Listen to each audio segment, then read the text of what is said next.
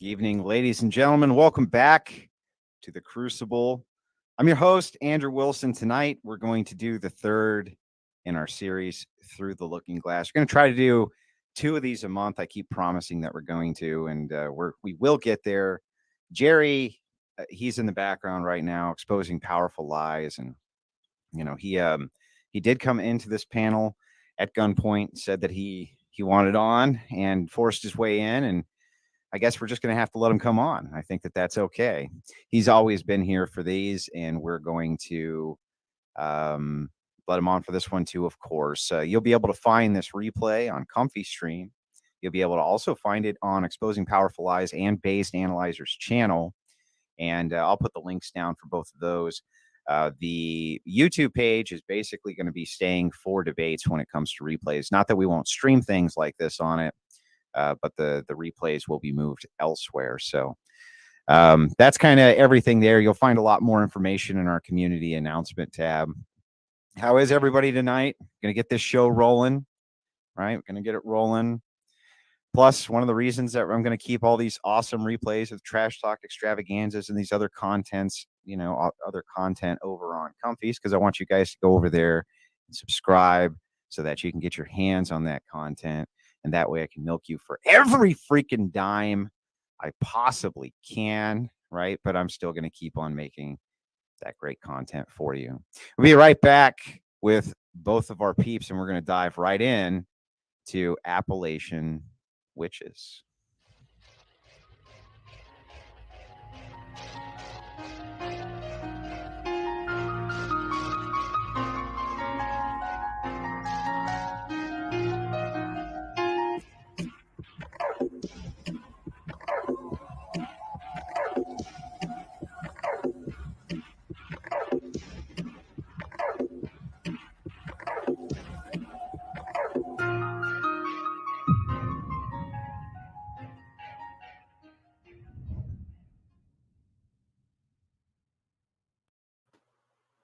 Yo. And welcome, gentlemen. It's nice to see you here. We've got Bazed Lit Analyzer and Jerry from Exposing Powerful Lies. This is now the third in the Through the Looking Glass series that we've done. Yep. Again, for everybody out there, and I'll be reminding people who are joining throughout the broadcast, you'll only be able to find these replays either on Comfy Stream or these two gentlemen's channels. We've always done it that way. We're always going to do it that way. So I've got a nice little, it's a short documentary. It's about an hour long, and we're going to be going through. It's not the fastest paced documentary on planet Earth, but I am going to be poking a bit of fun at the people who are in it. And also we're going to get some commentary from these two gentlemen on kind of the entirety of the folk magic Appalachian witchery. So Andy, can I put my gun away? I'm here now, right? I don't have to keep it out the whole time. Yeah, you're good, man. You're good. Cool. He only needed to break in one time. We know it's there. We'll behave. Okay? Well, I messaged Andy and I said, "Why do you hate me?" I did the woman move. Why do you hate me? Yeah. Click. What's wrong with you? Exactly. So anyway, I'm going to pull up this documentary. Before I do, why don't you guys take a second, plug your channel? Yo, Jerry, you go first. All right, what's up, everybody? Lil Ewok here, Exposing Powerful Lies. I do just random videos. I just try to have fun with the channel, trying to grow it. I took a little break from streaming for the last month, so hope to get back to it soon, starting with this stream. So everybody, if you would, please go and subscribe to Exposing Powerful Lies live streams on YouTube. Yo, my name's Raspy, Lil Raspy, Bazed Lit Analyzer. Go to my channel, Bazed Lit Analyzer. Hit that sub button. Shouts out to Andy. Shouts out to Bazed Homeschool Mom. Shouts out to Jerry. Thank you so much. You guys, I love y'all, and this is going to be fun. This is going to be a good one. So we've got Lil Raspy and Lil Ewok, but only one big pop of fascists. Now, let's pull this up, guys. Right? This one's going to be interesting. So, yeah, make sure that everybody can hear the audio as we go. If you need adjustments, let me know. But we're going to kind of dive right into this.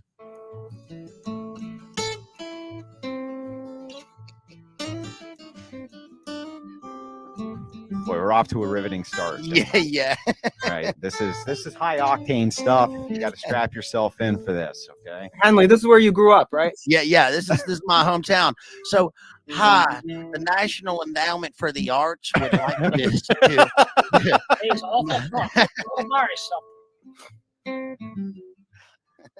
Oh man, boy, they're kicking it at a high gear now, gentlemen. Now look. Now I want to make a distinction here. Now this is about Appalachia, but they just said West Virginia, but I'm from the real Virginia. I just want to make that clear. All right. Now, nothing wrong with being from West Virginia, but I'm from Virginia, but that's still part of it. All right. So let's draw that distinction. Okay, but Moon says you have too many teeth, Based.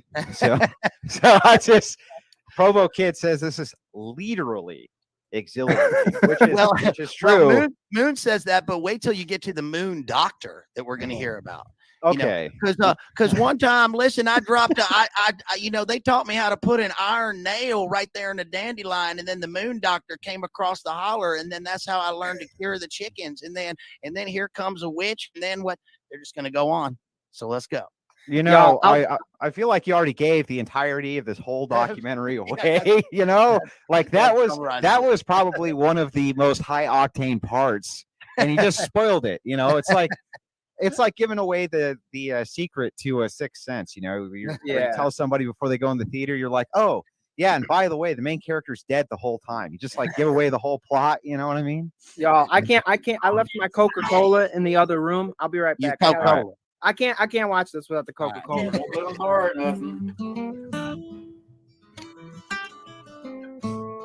The idea of witch By the way, I'll get the link down for this documentary down in the description for everybody. seems to scare people into thinking evil. Oh boy.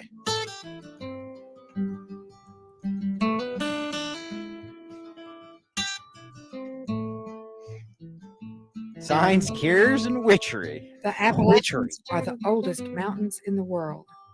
For at least 10,000 years, people have matched. Boy, this narrator is real high energy too, isn't she? Yeah. Real high energy. She really keeps you on the edge of your seat. You know what I mean? Yeah. Do you think we could slow this down? Maybe play it at half speed or something? Yeah. Well, my heart's already thumping. Okay. It can only take so much. Okay. It's low energy, but they're saving all the high energy for the Moon Doctor's energy healing. Their wits So we're gonna against see. this unyielding land. Without benefit of today's scientific understanding and principles, European settlers, and now their descendants, inherited old world physical and psychological. So hang on. Well, Emmanuel says oldest mountains in the world. Sure. Why is it that Mexicans are always trying to fucking compete? You know what I mean? Just stop. Okay. You can't compete with us. We're the best. Okay. We even have the oldest mountains in the world. Well, Emmanuel, you pesos have no business here. And your Coca-Cola sucks. No, their Coca-Cola is the best sucks. thing that comes out of Mexico. What are you talking about? Nah. So if it doesn't have the corn syrup, you see, it's not Coca-Cola. If it don't have GMOs in it, then it's not a real American drink. We're talking about real Coca-Cola here. We're talking about Blitzen Coca-Cola. Or remains in existence and still functions within the folkways of some very special people. Riveting stuff so far. Everybody Appalachian is cosmology. 495 years old. I like that In tree. the late 17th It century, is a nice tree. large numbers of religiously and socially oppressed Germans immigrated to the mid-Atlantic region of North America. Wait a minute. Of course, they're Germans. What? Is this a pro Appalachian witch documentary? Well, I don't know if you can call it pro or con. It's just more like a documentation, like a real documentary is supposed to be, just kind of an unbiased look at these ancient people who believe in this shit, right? I just want to know what I'm getting myself into. Settlement came to Western Virginia in the Jerry says, I didn't bust in here armed. It's it for this shit. What the fuck? I thought we was burning witches here. What the hell? 18th century. Many of these people came to this new frontier and even participated in the Indian Wars. They quickly gained the pioneer skills needed to survive in this new harsh environment, but they retained old world folkways as well.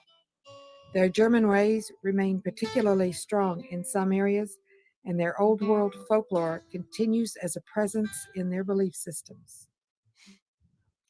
Johnny Arvin is the keeper of local history in this neighborhood. All through life, Johnny listened and remembered. He didn't learn it from books. He learned it from people. Now, Johnny, what do you think? Johnny's about 115 years old, right? No, that guy's 47. Oh, okay. 47, sorry. It's hard living. Hard living for Johnny. Stories with, Daddy said, My daddy said that Daddy, daddy. My mama said, mama said. That's Jeffrey's brother. Right, right. Right. Daddy Dahmer. Yeah. Daddy Dahmer. a piece of cloth that laid the closest to the rupture. You see, the curing for rupture in that My case. father used some sign cures. Like one was rupture. And there's there in that little meadow, and there's a plug in an apple tree there.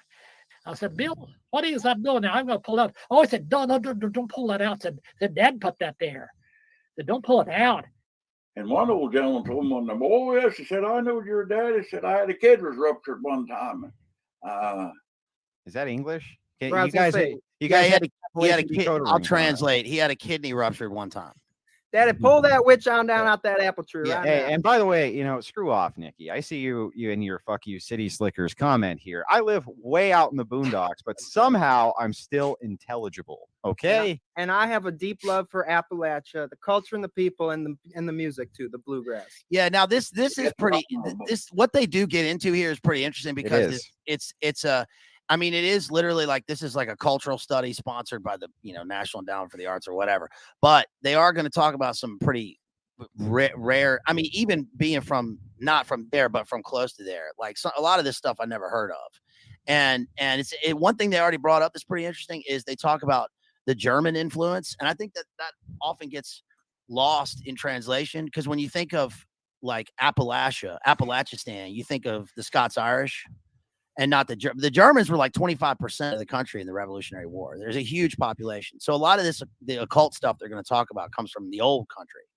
So Okay. So I got it. Okay. So of course, Germans have to be involved. Is there a Nazi Appalachian witch link is the real question here, right? Well, that's the real Well, question. you see, Portler, he skipped on down to Kentucky after the war. well, there is one thing that I've heard about this. Like she was just talking about the Indian Wars, and one interesting thing is that like the Clearly Germans influenced by Nazis, obviously. the Germans and the Scots-Irish, they had like this leapfrogging thing where the Germans basically would go out and they'd make a fort. They're going into the wilderness and they'd make a fort and they would, do their thing. And then the Scots-Irish would come and they would kill everyone. And then they would leapfrog. So then the Germans would go further and the Scots-Irish would come and take it over and then kill everybody and then keep going. And that's sort of the way that it progressed westward. No shit. Well, Yeah, Nikki says Pennsylvania Dutch are heavy in Appalachia. Yeah, it's funny because like Appalachia is so big. It goes, it's it runs the whole length of the East Coast, and then cuts through my territory. But one thing that I think people don't know is this is pretty interesting. They never talk about this in the documentary, and I learned this when I was in school in Northern Ireland. Is that the term hillbilly comes from the Ulster Scots. It comes from the Scots-Irish because when they came over after the late 1680s and 1690s into the 1700s, William of Orange had taken over that's like William and Mary in the university in Virginia. But William and Queen Mary, they got him from Holland and he fought to rebuff the Catholic James II in his invasion of Ireland. And then he fought at the Battle of the Boyne. But the people who are the loyal followers of King William they're called Billy Boys. And so the Scots-Irish, because it was the Northern Irish, the Ulster Scots, and the Scottish came over to this country, and they lived in the hills, so they're called hillbillies. Is where the term comes from. Yeah, we got a lot of Pennsylvania Dutch over by me as well. I live right on the border of Pennsylvania, and every time I go down there to deliver, I see the Amish everywhere, man. Amish, Mennonites, all of them. Well, so people are always asking me why I drink Miller instead of the good stuff. It's because my wife is Michigan Dutch, right? So I don't know if anybody knows, but their reputation for thriftiness precedes them. Their reputation for thrifty. You can almost liken it to another group of people. This type of thriftiness that is thrust on the Dutch in Michigan. Just say it. Now I thought you drank Miller because it's the champagne of beers and you fancy boy. Everybody else I know be drinking Beast Light or Olympia. She tricked me. I drink PBR. Hang on. She tricked me because Blue Ribbon. Yeah, she tricked me because I'm a stupid Irishman, and she's like, "See, it says champagne of beers right here, That's right, dummy." right? I'm getting you the good stuff. And I'm like, oh shit, this is great. And then it turns out later someone's like, no, that's all garbage beer. Well, I don't know the difference. My taste buds are just like beer. I actually right? prefer garbage beer, if I'm gonna be honest. I don't like IPAs or any of these like fancy shit. I literally will drink PBR and that's about it. Yes, that's what is it. Miller High Life, baby, the champagne of beer, says Jason Schull. Okay, we got to get back to our Appalachian witches here. Early of a morning. Before sunrise, and facing east, where you're supposed to do it in a fruit tree. They had to be a piece of a fingernail, some from the upper part of the body, piece of the toenail. He would bore a hole in a fruit tree, had to be some bird fruit. Then take a piece of your fingernails, a piece of hair, and maybe a piece off your toenail, just like you're trimming them, and put it in that and cloth and roll it up and push it in that hole. Put it in, drove a plug behind it. Wooden plug. Take a hammer, done in 3 blows. A first blow, you'd say, in the name of the Father, the name of the Son, and the name of the Holy Ghost. So in the name of the blast, in the name of the fem, in the name of the me, right? Right. Wow. So what's going on here, Dave? All right, there's a lot about hair and toenails in this, just warning y'all. Because we're talking about witches and they love those gnarly, toenails and hairs. Yeah. But I guess like this is their little spell, right? And it's the hair, especially the hair plays a big part in voodoo. A lot of this like kind of verges on voodoo, right? Which is weird because it has a totally different origin. But a lot of these, sort of pagan outlanders, like they get to a place.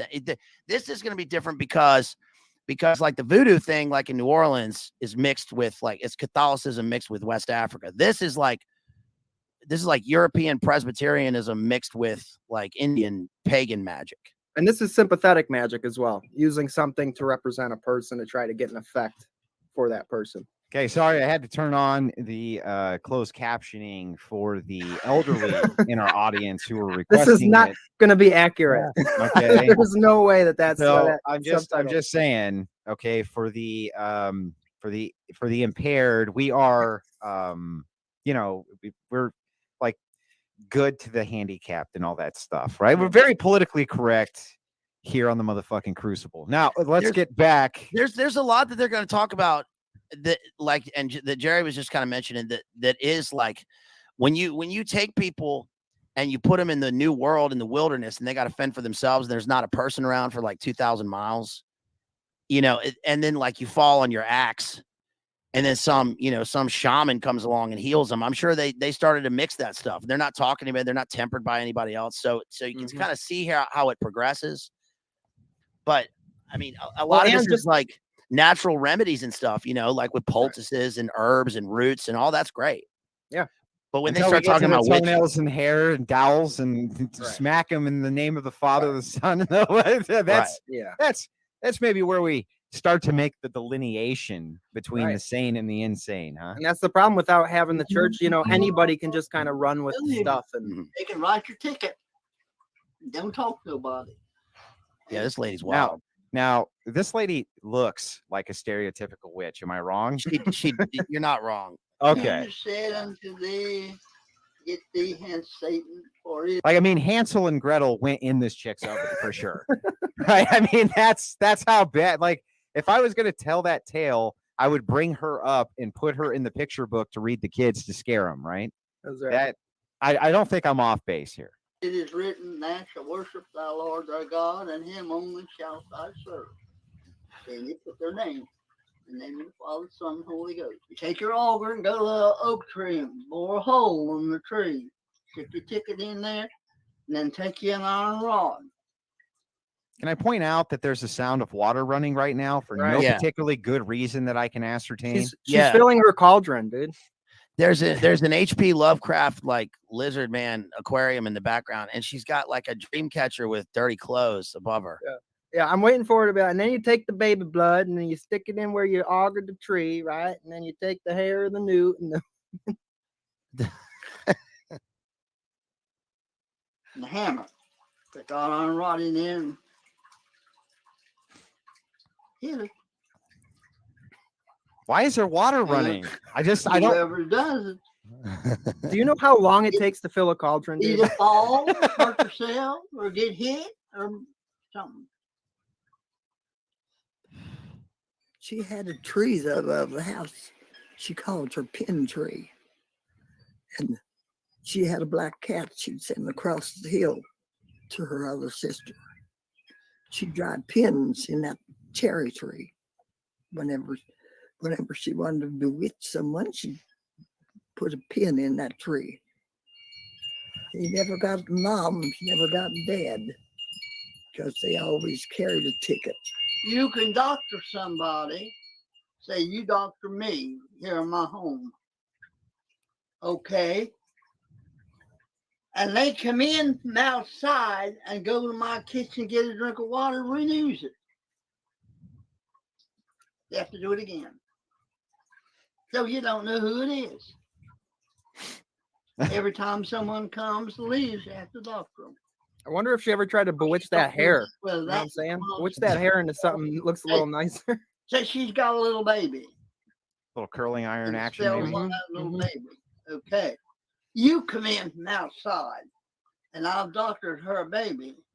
You go and get your drink of water or come in, pick you up. Just only pick up something. Get something out of the house. Then I've got to go doctor that baby again. I didn't think it would be necessary to say, but keep your babies away from this woman. Please. so I think what they're saying here is that if they're doing any type of like witch doctoring to anybody who's around, if somebody comes in, it like breaks the witch doctoring spell. Is that about accurate there, Baze? Yeah, this is like Virgin on Voodoo stuff, because I was talking to my dad about this. He just read a book about voodoo, and a lot of this deals with this. You know, the thing about like when somebody's sweeping under your, you pick your feet up when they're sweeping. Yeah, there's like an occult voodoo element to that, because one of the things they do is they say if you want to get rid of a person, this is for them. If you want to get rid of a person, if you want to get rid of a person, when they're sitting down in your house, you sweep over their feet. And it means they go. And then when they leave, there's a thing about when they leave your house, you know how witches are, and witches and warlocks and pumpkin possums are always like sprinkling salt, right? So you sprinkle salt, and then when they walk out of the house, you sweep after them, like you sweep the way, and then you hold the broom, and then you let the broom handle fall like with the handle in their direction, and they won't come back. And another thing it said in that book was that if you want to stop somebody from coming back to your house, you go to their house at dawn, and they would pee on the person's doorstep for 9 mornings in a row, and then they wouldn't come back. Are you serious? Yes, I'm serious. What? But if you do it 10 mornings in a row, that's just that don't work. Then you got to do it all over again. Yeah, then you got to do the whole thing over. Right. And if it's only 8 mornings, right, and you didn't drink, well, yeah, because yeah. 9, right? Which is working 9s or 3 times 3, right? And then there's another one about, they just mentioned the nails. Nails always play a big role in this stuff. And there's one in New Orleans voodoo where if you drive 2 nails into your hearth, into your mantelpiece, it's supposed to keep your woman by the hearth. Like that's how you're going to keep her. She's not going to run away. Well, I mean, there's also, I know that there's an invention they probably haven't heard of, these people in Appalachia, but it's called a chain. You can chain them to the hearth, and they they heard of those. Trust me, they heard those. Yeah. Shouting at Cloud says, "What if it's a Roomba on the feet?" Right? That is the question. Well, that's already a demon. You let a demon in there, it's a little robot. Yeah, a little robotic bastard. Everybody comes and goes. You have to doctor the baby. So it keeps you about busy. You don't know who it is. See, people are coming and going. You don't know who it is. You can accuse them, but is that right or is it wrong? You never let no one give even a drink of water for 9 days when you wrote that. Now the Well, running water, water the was a running big water thing is also a to big feed thing them, because which- the natural elements are always a big thing in this stuff. But the running waters, I mean, William Blake said, and he wrote Proverbs from Hell. William Blake in his Neoplatonic Proverbs from Hell. Don't drink from standing water; it contains poison. And then this lady's, well, we're going to get some. Well, like It's coming. wonderful advice. Don't drink any Yeah. water that contains poison. Right. Well, from the standing water. Right. Oh, okay. Right. Okay. Right. So stagnant water. So it makes sense. Except you just imagine these people, you know, I don't know. I mean, witches are real. But what happens is these people go out into the wilderness, right? And there's like I said, there's nobody around, and they start hearing voices and hearing things, telling them to do stuff. And then this sort of stuff sort of develops. But they get a lot of this stuff from literature, from medieval literature. And they also get it from, I mean, this is like folk magic. So it's handed down. A lot of things they're going to say come from old Norse myths, the old Norse, the sagas. So it's, you know, they're not making it all up. Yeah. So I think that was part of the reason that they prefaced it with the amount of Germans who were in the area, is that they brought that old culture with them. Right. Right. Yeah. So we'll keep on Stuff moving. like that. He's a very rough mountaineer. He cussed a lot too. And My father went over one day to visit him about this time of the year. It was warm and he was in bed. Hey, don't know what the matter. Just help us in bed. Witch doctor came there by the name of Ben Mook. Ben Moots came. Oh boy. And into him and talked that nice and pitied. I like how his name is Ben Mutz, but the guy called him Ben Mook. Either one. He's like Ben Mook. Yeah, either one's ominous. Nice, what are you doing? You fucking Mook. He said, the witches are riding me. He believed this. Went down here to the road that did something to him. And he got him to believe it and said, Ananias, sit up in bed. And he sat up in bed. Said, Ananias, put your shoes on. And he got up and sat up and put his shoes on. And after a while, he said, Ananias, put some burger, go out to the horse stable and feed the horses. And he got up and we'll clear out the horse stable and the house out there and fed the horse. I just want to let you guys know who wanted the subtitles, that it said, hey, have nice pizza and beer, get out to the stables. That's what it just said. I don't want you to be confused. Yeah. The disabled in the audience. And I wanted to say that a big part of like hexes and stuff like that, curses that witches put on people, is, like he was saying, getting the people to believe that, you know, they believe that they have this sort of magic power, and then it psychosomatically affects a person. One thing admirable about these people is, like, I mean, it's just look in the background. There's where this guy's sitting in the barn that he just walked into. I mean, they made that when they got there. I mean, that's a log cabin that, like, this guy's great granddad built, and it's still standing, and the house is still standing. So, like, they did survive, and they know how to get along. So, you know, there are admirable things about these. Oh guys. yeah. Oh yeah. Well, I mean, but Baby Squirrels makes the point. Using pizza for hexes is legit. Yep. Okay. Now, I mean, we all know that that's true. So we're just going to move along here. She did this magic work, witchery, they called it. So she had a certain stone in the fireplace that she would remove and lay on her hearthstone. Then she would go through her magic, and she wouldn't go to bed that night. She would stay up, and the next morning there'd be plenty, ample amount of cornmeal on that clean stone for her to make hotcakes for the family for their breakfast. So she would just like materialize corn? Yeah, she was magicking up cornmeal. So there would be plenty of that, because, you know, you got to have the hot cakes for the family. I think what they're getting at here is that they don't just materialize it; they're stealing it from somebody else who had it. Right. Yeah. The same goes with the milk.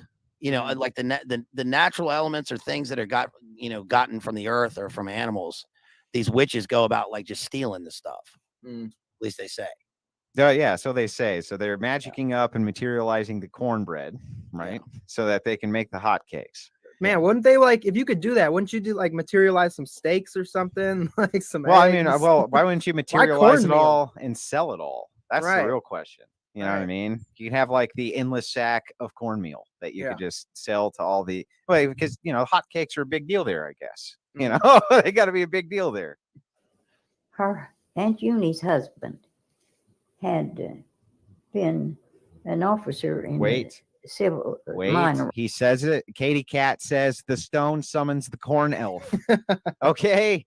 Now that could be true. I mean, you guys act like this is all conspiratorial, but there could very well be the corn elf that the stone summoned. You don't know, right? You don't know. Can you believe this audience trying to help us out, to telling us about the DMT elves, the whole 9 yards, and all we do is repay them by making them watch these old people talk about witches in Appalachia, right? What a bunch of jerks we are. Yeah. Officer in the Civil War, and he lost his life. Now, madam, I don't mean to contradict you, all right, but out here we call it the War of Northern Aggression. Indeed. Well, okay, so you guys and your pro-Confederate nonsense. But of course they are in West Virginia, and that did go with the the North. Mm-hmm. So I guess. Well, that's a whole different stream, and Yeah, when but you guys hang do that on. stream, bring me on, because I got a lot to I'm say not- about that too. But I'm not hang gonna on a say anything second. Since this was clearly shot like 40 years ago or whatever, some of these people might have been in the Civil War, right? It's At true. least their grandparents, yeah. That's true. Yeah, could have happened. Could have happened. Rachel says, "Fuck hotcakes. I'm gonna steal beef tenderloin with my witch magic." Right. So I guess she's in line with Jerry. Jason Scholl for $10 says 3 kings, 3 wise men, BLA, EPL, and BPF. I don't know who the hell that guy's talking about. It ain't anybody on this stream. So we're gonna keep going here, guys. Some people helped her apply for a pension, and it was $7, and she had 11 children. So she had this magic way of getting her money. She would take this little stone from the fireplace, above the fireplace, and she would lay it in another place on her hearth. The storekeepers and everything knew that she only got $7 a month, and she'd spend 40 and 50. And someone caught her putting the stone. And of course, she would lose her magic when she was caught doing her magic. Okay, so this chick was like sneaking into people's houses and stealing their money, clearly, right? It's always interesting to me, like the theme in this when I watched this was that anytime somebody happened to look and watch somebody doing magical stuff, the magic suddenly didn't work anymore. Right. Yeah, or she was fleecing the locals, you know what I mean? Witch doctoring for cash or something, Or both. I mean, it is a cult. It is hidden. Right. So I don't know. But I think the thing with the stones is interesting because I just realized that there's a whole that's the German influence again. There's a whole thing with stone. All right, so a little sidetrack here. Wait, hang on. Before you get to that, Katie Cat says, "Oh, she hit the storekeepers in the head with the stone." Got it. Right. And then A lot of uses. Surfing USA says witches get riches. But anyway, go ahead. One thing is like they're not like wishing for money like for the riches of down there on the coast. They're wishing for riches like in terms of sustenance, right? And then the stones, that's German. That's in the Icelandic sagas. They talk about they have these like these guys who are like wizard warrior people, and they will cure people by finding stones or like bones under, like if you're sick, they'll go and look around your bed, and if they find like a whale bone with runes carved on it, then the spell is wrong and they have to fix it, and then that's supposed to heal you. And there's also something called geomancy, which is like divination using stones as well. Well, I mean, I am familiar with geomancy. I have played Dungeons and Dragons. Gentlemen. Oh, great game! Great. if you think I am not familiar with the geomancer, you What have was- something. Did you have a set character you always played?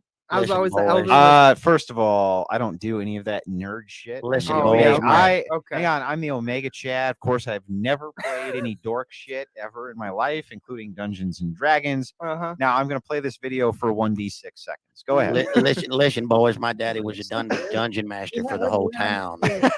He gave me a pair of 50-sided dice. Shouts out to JD. A bush of wheat, a bush of rye. Whoever isn't hid, holler aye. And here's how we changed it: a bushel of wheat, a bushel of oats. Whoever isn't ready, isn't hid, call old man modes.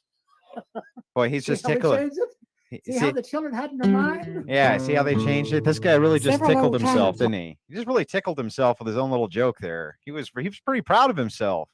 Did you see how we changed it? Did you? We made that rhyme. We made it into an entirely other rhyme. Aren't you impressed, documentary filmmaker lady? And she's like, yes, I'm very impressed, Billy. You've done a fantastic job. He's like, here, Billy." listen, we keep talking. We got a lot of money to make this. Keep talking. Oi, we've got so much money we have to I make. gotta off go of back this to the document." Upper West Side. Like Ben Moats, were widely known as witch doctors.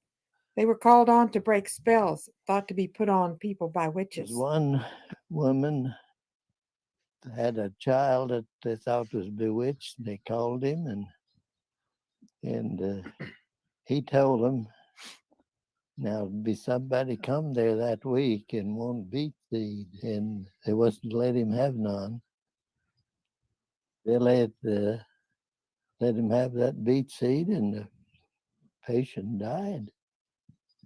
And they thought it died from being bewitched. Well, you know, then the people would lose so many lambs in the spring, and they thought it was witchery, and they'd go to these old witch doctors. Well, Mom has one cow that I was waiting for her to say, I killed so many lambs that summer. that evening. Milk was all right that evening. The next morning, she went to milk, and her milk was all blood. Well, she took some of that The cow had a horrific infection of some kind, obviously. milk and went and dug her a hole in the ground, wrote her a ticket, and got her some kerosene, lamp oil. Took that milk and that ticket and poured it in that hole, set it on the fire. A couple of days after that, Dad's brother's wife come up and let her see. She had burns all over her body. Okay. So at this point, the Hansel and Gretel murderer there says that Mama went out to milk the cow and all she got was blood. So she wrote herself a ticket, which is some type of spell that you write on a piece of paper, dug a hole, put it in the hole, threw lamp oil on it, lit it on fire, and the next day the cow's milk was fine. But the witch who had been bewitching the cow had burns all over her body.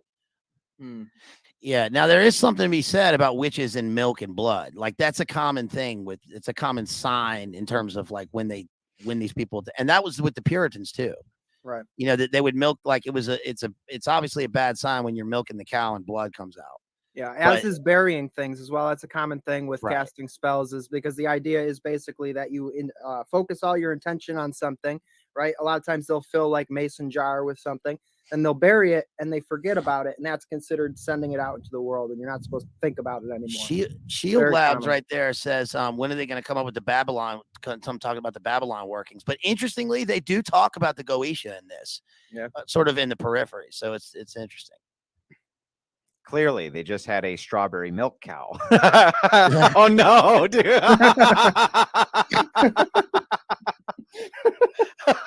That comment from TDK for the win for this segment of the video. That was clearly that's true. It's a strawberry milk cow. Also, the way they talk, I don't mind.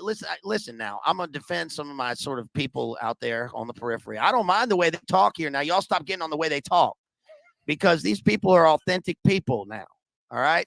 They are real.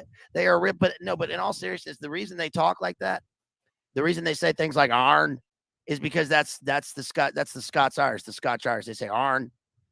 So the way they talk is just tempered by geography, but you know what? At least they're not talking a million miles a minute. It's they choose their words carefully. At least it's like a mix of redneck and dwarvish, right? That's is that I mean that's what it's a mix of, right? All right, we're gonna keep going. Mama dig a hole and put that milk down in there and beat it with a thorn. Name of the Father, Son, and the Holy Ghost. The witch. There's some more of that good old fashioned blasphemy there. Yeah. Some of my favorite bluegrass songs are about digging holes. They have a long culture of digging holes down there. Needles. Yeah, I got a feeling that the songs you're listening to about digging holes aren't digging them for this type of activity, though. I got a feeling, just something in my gut tells me when they're digging holes in your music, they're putting something far more biological in That's there. Alice in Chains down in a hole. That's right. Hey, that's a great song, man. Yeah, it is. Something's sticking my legs. Mama beating that milk with that thorn. She come up and her legs would be full of holes. She was the one taking Mom's milk. In some aspects of Oh, that's witchery, bad. as in burning or beating the milk with a thorn, sympathetic magic comes into play. The theory is that whatever is done to the milk will put a counterspell into effect. Some man made her mad about something, and she, I don't know if she named the needle or how she did it, but she heated it and bent it double, and he began to bend double. Ugh. And then I think he went to Mary Lynch to find out how to break that spell.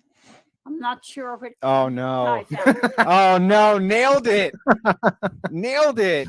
Bob Ross. Oh no. We got to get it like just a little canvas behind her. That was that was brutal. Bob Ross. But anyway, they told him to get a needle and heat it and bend it back, and that'd break the spell. Whether it was through the action of magical charms like this, or through a long-standing female tradition. I love this picture. Or just rheumatoid arthritis. It seems women were and are most often accused of witchery. Okay. So where are we going here, Based Analyzers? Something about thorns and milk whipping, and what the hell are they talking about? Yeah, well, the thorns.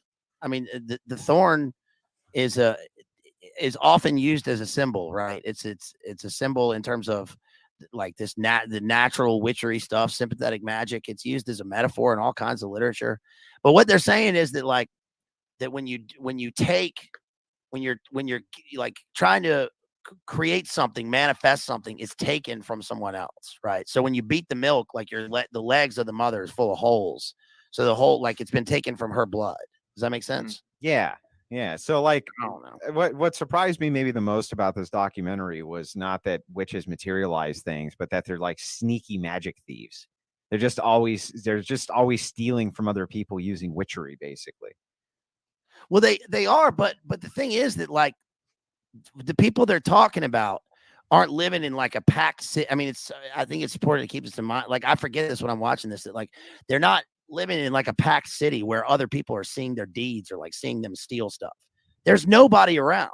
Right. Like, so they're doing this stuff like in the open, but just there's nobody there to see it. I think that's part of like the illness of this, or the demonic influence of this. It's like they're all by themselves. There's nobody else. Yeah. They're being tricked and hallucinated, hallucinated into these things. With the green side of life. Nanny Yankee lived there on the south side of Petersburg in a little house, and it was said that she cured warts and cured. See, now that's Petersburg, West Virginia. There's a Petersburg near me, and that ain't Peters. That wouldn't happen here.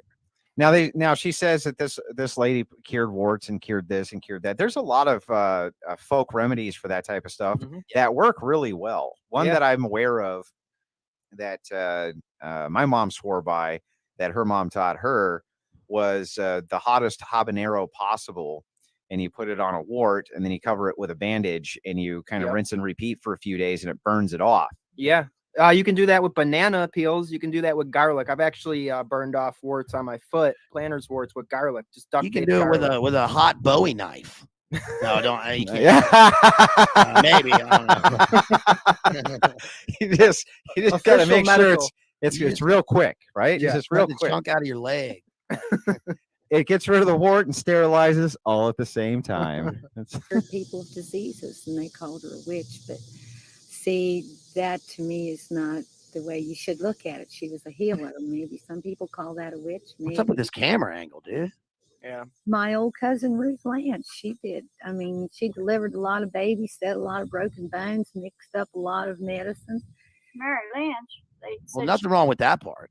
In previous centuries in Germany. No, and there's a lot of that stuff, right? Because there has to be. You live really far away from civilization. You got your herb ladies and you got your, your locals who know how to set bones, things like that. That makes sense, right? The church thought that those who had the power to produce counter spells were as guilty as the witches themselves.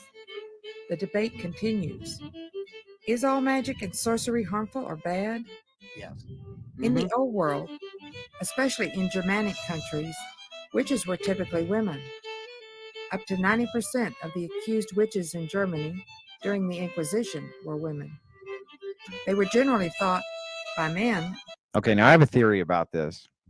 I want to run it by you guys. Okay. The reason why I think most witches were women. Okay. Now this is a modern theory, so it's okay if you take issue with it. But so I've run lots and lots of debates, right? Women can't debate or argue worth a shit 9 out of 10 times, right? I'm sure there's good female debaters out there somewhere, like one or two. Like I know my wife, she's pretty good at it. Oh yeah. Maybe there's one other woman somewhere who's good like she is somewhere, right? I don't know. But my guess is because they're accused and they can't articulate or argue their way out of the charges. That's why they were getting nailed. Now, maybe that's controversial, but that's what I think. I think that when the men were accused, they were like, let me use my logic and reason to express to you why it is that I could not possibly be a witch. And the women were just like, nah, right? Fuck you. Yeah, fuck you. Ah. So they just like dunked them, right? That's how it went, right? Am I off base there, Base? No, I Base, think Base is looking at me like, what the no, fuck is wrong with this guy? I was thinking about how a lot of it I think has to, because this is like the same in mythology. Like Sycorax is a woman, Medusa is a woman, the Harpies are women, the Fates are women. I can make up words too. Yeah, it's because it's because Harpies are women. The men are, especially in the old, now they're living in pods or whatever, but back then it's like the men are out doing stuff. You're hunting or you're farming or whatever, but the women are like by the hearth, or they're doing stuff at home, or like they're healing, like when they're healing their kids or they're healing their husband when they come home. And so it's like it seems natural that with all the time and the things that they're doing, that's who's going to end up being these people, if that makes any sense. I don't know if that made any sense. Yeah.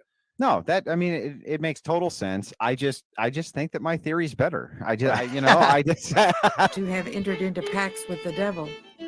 Common fantasies included women engaged in erotic behavior with the devil and flying off to the witches' gatherings called the Sabbath. Today it is still women who are generally accused of witchcraft. Accused witches, even in olden times, were neighbors. Well, now we don't really have to accuse them now because they're just like, I'm a witch, right? And I practice folk magic or fairy magic or this or that. They don't, there's no accusatoriness now. It's just like they just come out right out and say it. You know what I mean? Yeah. So yeah, I don't even know why that's really controversial. Like even in the modern day, it's mostly women who are accused of witches. It's like, because it's mostly that they say that they're witches. Yeah, they write it in their Tinder profile. Yeah, totally. Yeah, totally. But with their Baphomet tattoos, right? Yeah. Local people with whom you have daily dealings. There is a Judeo-Christian tradition of misogyny, and this, along with changing societal roles. Oh boy, look at that! Nice distinction. Right. Yeah, Eve was the framed. Ultimate discrimination came with the published work Malleus Maleficarum, or the Witch's Hammer, written at the urging of the Pope in 1484. Right. Okay, so look, and again, another controversial stance, right? So years ago, I downloaded an English copy of the Malfarius Maleficarium, right? It's a great book. Now it's like 1,400 pages long, right? Great. It was a great book. I mean, it told you if you want to learn how to make a woman behave, read the Malfarius Maleficarium. I'm telling you, it's the male's guide to the galaxy. The Witch's Hammer, right? The Witch's Hammer. Okay, read it. This book had wide distribution in Switzerland and in Germany, from which numerous Appalachian families immigrated. Its depictions of women as the evil corruptors of mankind, along with the artwork of the period showing women making pacts with the devil, sealed their fate. Down through the years, women, and to a lesser extent men, have paid an awful price. It is estimated that 400,000 witches were killed during the Inquisition, mostly through burning and hanging after being. Okay, so I looked into this number, and there ain't no way 400,000 women were killed during the Inquisition as accused witches. There's no records anywhere that are produced that show a number anywhere near that. Anywhere near it. Where do you think they get that number? Well, I mean, it's hot. It's pretty hotly contested, but it's basically an estimate. You know what I mean? You know how it is now. It's like when they go, most rape cases go unreported. So Right. therefore, like 1 in 4 women have been raped in their life. And I'm always sitting there like, and it's the same shit. I hear this with like the starving kids commercials, right? The Yeah. starving kids commercials. They're like, 1 out of 5 children will go hungry tonight in the United States. I'm like, no, Yeah. no, they won't. Yeah. It's No, the they same. won't. They came up with the name, the number, the same way that they came up with the Karanka numbers, right? That 3 billion people have gotten the Karanka and have gone. When it's, I don't know, it's like 3 people or something. Yeah, well, but that's what I'm saying. Is like It's hyperbole. I put this challenge up one time because a liberal was arguing this with me, and they're like, "No, really, it is. It's like 1 in 5 children in the United States will go to bed hungry." I'm like, I tell you what, give me the number of any child right this second that's actually going to go to bed with an empty stomach, right? And I'll arrange to have a meal taken to them right this second. And so anybody I know, I could literally raise the money for that 1 second, and Uber Eats will be there with a meal for the child. Where are they at? It's like they got that, nothing. It's like that Louis C.K. joke about like first world hunger and third world hunger. Like first world is like, I'm starving to death. Like I could eat a donut. Yeah. My stomach is empty. I just, it's just absurd to me. And then they always have Sarah McLachlan, you know what I Yeah. mean? And she's singing her little song like she does with the dogs or whatever. And it's like, dude, just stop. Okay. 1 in 5 children in the United States are not going to bed hungry tonight. You're full of shit. Being tortured.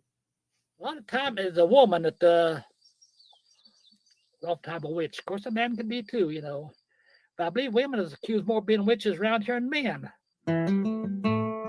Yeah. The tide of German immigration to Pennsylvania started in the 1680s, about the time the European witch hunts ceased.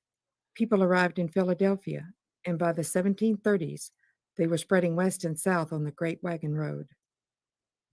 Okay, so see, like, this is a good point here too, just to kind of go back to what we were saying before.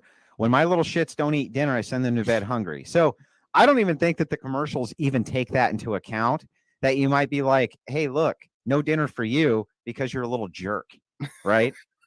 And like some parents do that occasionally, and it's okay. You know what I mean? Like, Sarah McLachlan, you won't eat your broccoli, well, then you don't get the steak either, you little jerk. Get out of Yeah. here. Sarah McLachlan's outside the window tonight. This is little Billy is going to bed hungry. It's going to bed hungry. 1 in 5 little Billies. Don't be like little Billy and go to bed hungry. His parents took away his juicy steak because he wouldn't eat his broccoli. Medieval traditional beliefs were retained by a substantial number of the German pioneer families who early on settled on the frontier of Western Virginia. Many were from the Rhine and Main valleys, where religious fervor was high and witch hunting was rampant. There came a procession of Reformed Lutherans and Anabaptists, including Mennonites and Brethren. Some had lived under religious persecution in Switzerland and Germany. Riveting stuff again, guys. Religious Riveting stuff. doctrines, distinctive worldview, and cosmology to this new land. I'm on This the edge of my supported a seat belief in again. the supernatural, especially within the mystical teachings and folk spirituality of some factions, but in secular thought as well. So now that's an interesting point. She brings up that this isn't just some type of religious mumbo jumbo, but secular factions have these same type of witchery thoughts and this type of thing. I found that to be kind of interesting. I think it's interesting that this is like the origin of this literary critic Harold Bloom called this the American religion, which is like the sort of blend. It's like blend of Pentecostalism and Gnosticism. And that, this sort of makes its way into the founding of it, makes its way into now in a lot of ways. And look at this gravestone right here, like with sigils carved on it. That's a hex right there. That little flowery thing and the upside down heart. And then those look like runes carved across the stone right there. You know, pioneers were cringe. well, no, just above this says, oh yeah, blame it on the Germans. And then he goes on to qualify that with never heard that one before. Real right? original. But I'm sorry. The reason people blame the Germans is because they do shit like this. Like, what do you want us to say? Okay. Maybe they have fantastic engineers, but they also drill fucking holes in apple trees and stuff in fingernails and hair and stuff it up with a dowel too. Okay. What do you want me to do? These are the kind of people that we call ignorant people. All right. Now I can use that term. Y'all can't use that term. All right. All right. But these are ignorant people, not in the regular way, but like they're ignorant in that, like these are people that are, I'm not judging them in this way, but like they're uneducated. They're not in civilization. I mean, they're not in like Williamsburg, they're not, in the cities or with on plantations. These are people that are like, they're all alone. And I mean, they are hard people. I mean, they're going out and they're dealing with, and they're dealing with Native American wars and all that stuff. So I don't know. Accordingly, More sigil. witches, prophetic signs, omens, divination, and malevolent spirits were grounded in their psyche and came with them from the old world. Well, that old cure book, what I told you about the name of the Father, Son, and Holy Ghost. Well, that sounds pretty There's that again. religious, don't it? But Dr. Krauss looked at it and he claimed it was the work of the devil. But it's the work of the devil. My grandfather and my great-great-grandfather must have been the work of the devil. Well, my great-great-grandfather was a Lutheran preacher from Germany. That's why he was persecuted for his religious belief. I mean, it seems like they're getting a religion and a witch kind of mixed, kind of together, mixed. You could still be pretty smart, but if you've been conditioned a certain way from little up, it stays with you.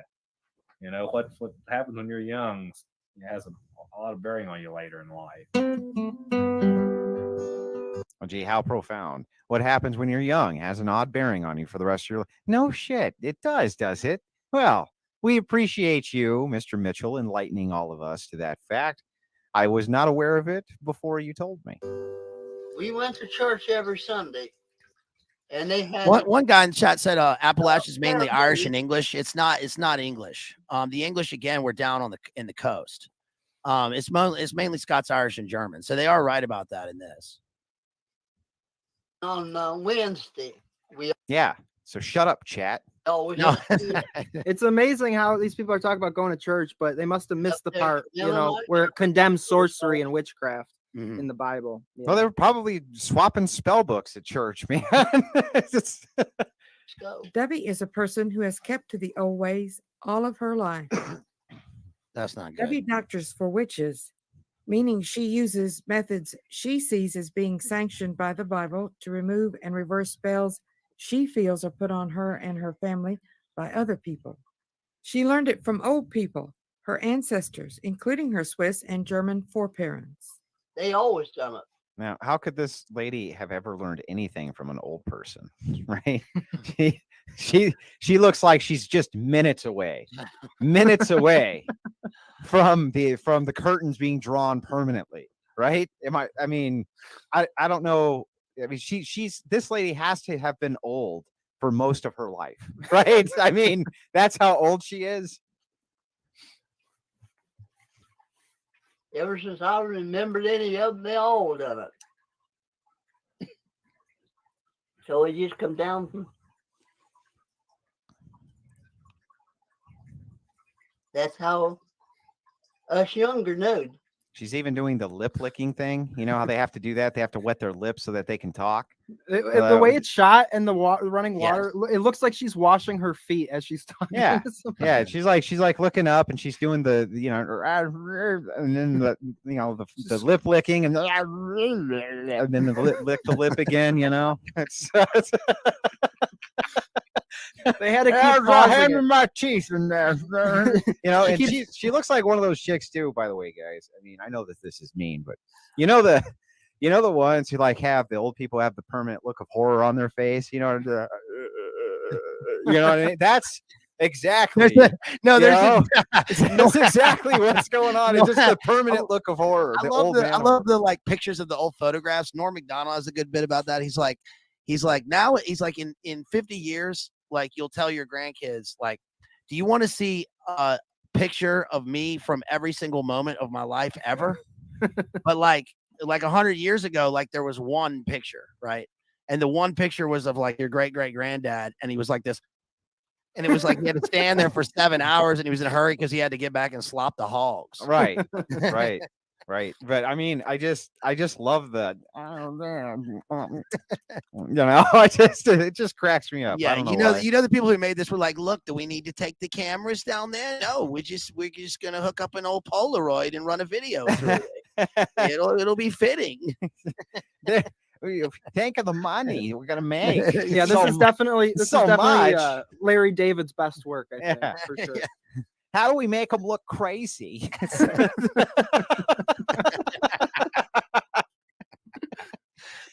With my relation back.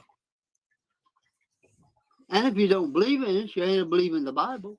What the fuck Up are you in- talking about? That's camp country. There's 2 old witches lived up there. Mary Lynch, they said she was a good witch. Yeah, so her argument was, if you Sure. don't believe in the spells and the like folk magic part, then you don't believe in the Bible, because she thinks that she got all of her stuff like from the Bible. Yeah. But she she's picking. She's just like picking. She's picking. and She choosing. did. It was just the wrong side. You know what I mean? Why I tell everybody again, go read the Malfarious Maleficarium. I said this already. Okay. Said this already. It's all right there. Dinner one day, and she took a dish rag and run. In plain 13th century English. Okay? Oh yeah, it's all right there. It's this part is actually really harsh. What she's yeah. milk out of it for their lunch.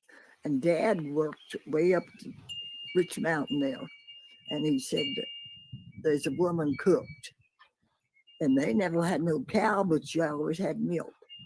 There's cracks in the floor. And he looked down, and she was milking a towel. She's getting milk.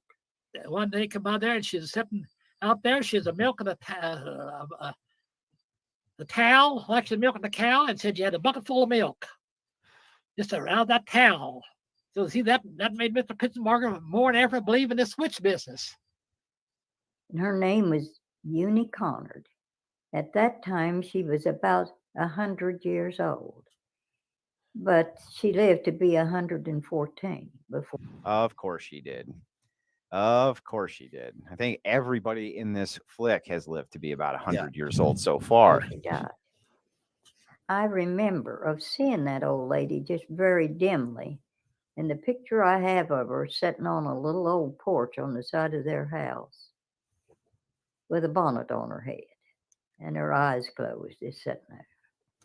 And she was supposed to be a witch. She had 2 grandsons, and they always went to visit the Groves boys. The grandsons' names was Everett and Earl, and the Groves boys' names was Brooks and Arch. And done. But the Groves boys would never go back because they had heard about Aunt Eunie's witchcraft. But this night they did. They went home with the boys to stay all night. And their names were Jakin and Boaz, and they were the most wonderful pillars of our society. They're true community leaders. Okay, went to church every Sunday. In her rocking chair.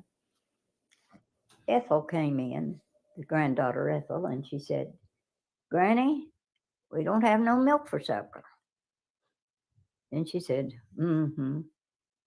So directly she come back and she said, "Granny, we need that milk now." Mm-hmm. Let me get my stone. She gets up and walks out, and as she goes by the stove, she takes a dish rag from the top of the stove, throws it over her shoulder. There was a hand axe sitting by the door, one bitted axe, and she picked that up. And she also gets a bucket that holds about 10 quarts. And she goes out around the log cabin to the dark side on the back side.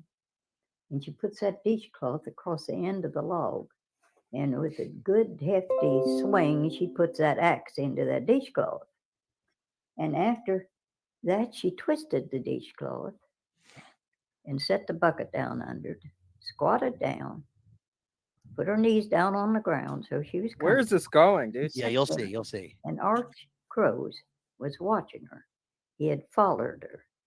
And he Followed. said she milked the 10-quart bucket of milk out of the log and picked it up and went in the house. That's some real Twin Peaks He shit. said, we're going Right. to the Hillbrook caught The up. log lady. I told him what I saw. And All right, Brooke so- said, "I know all that went on.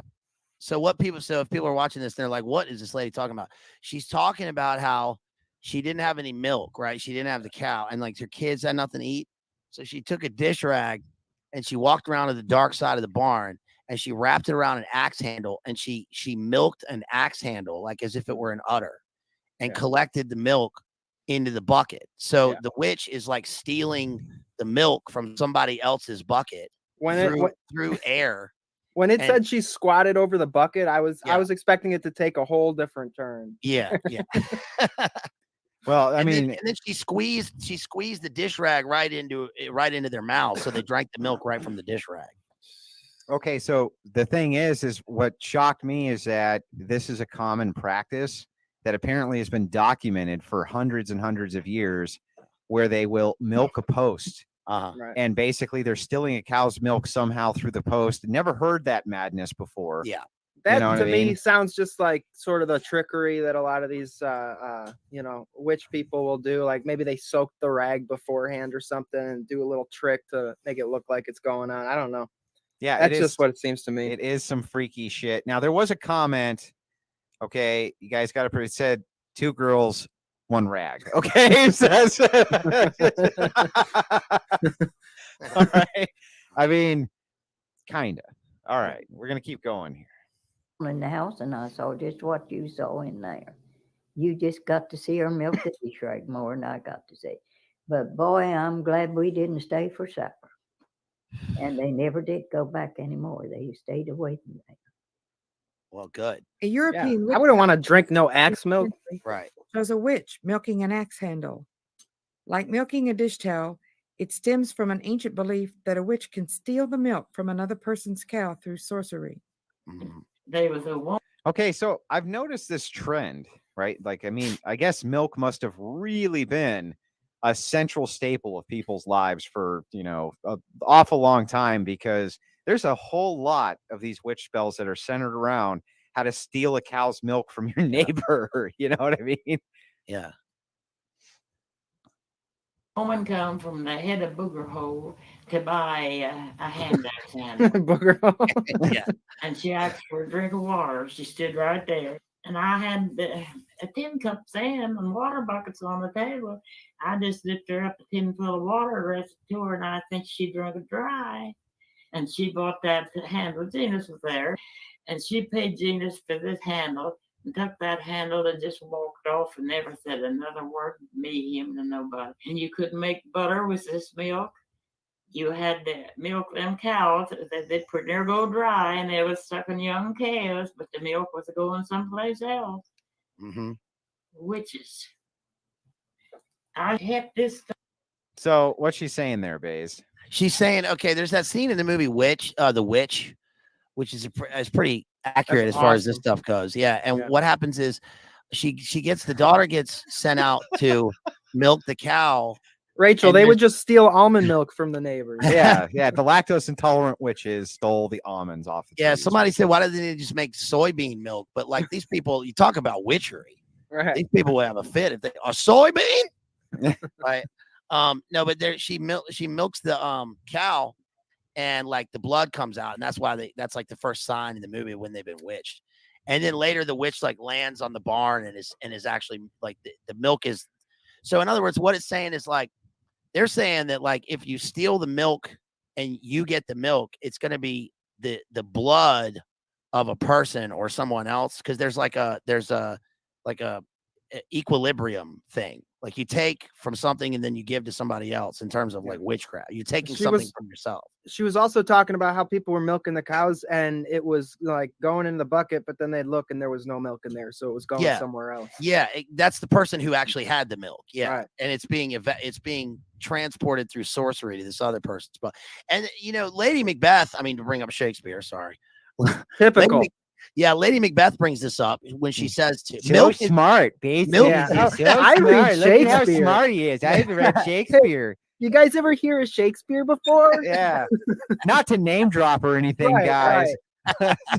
Guys, did you know that Bazed Lit Analyzer is smart? Did you guys know that? No. I read it in crayon, the crayon version.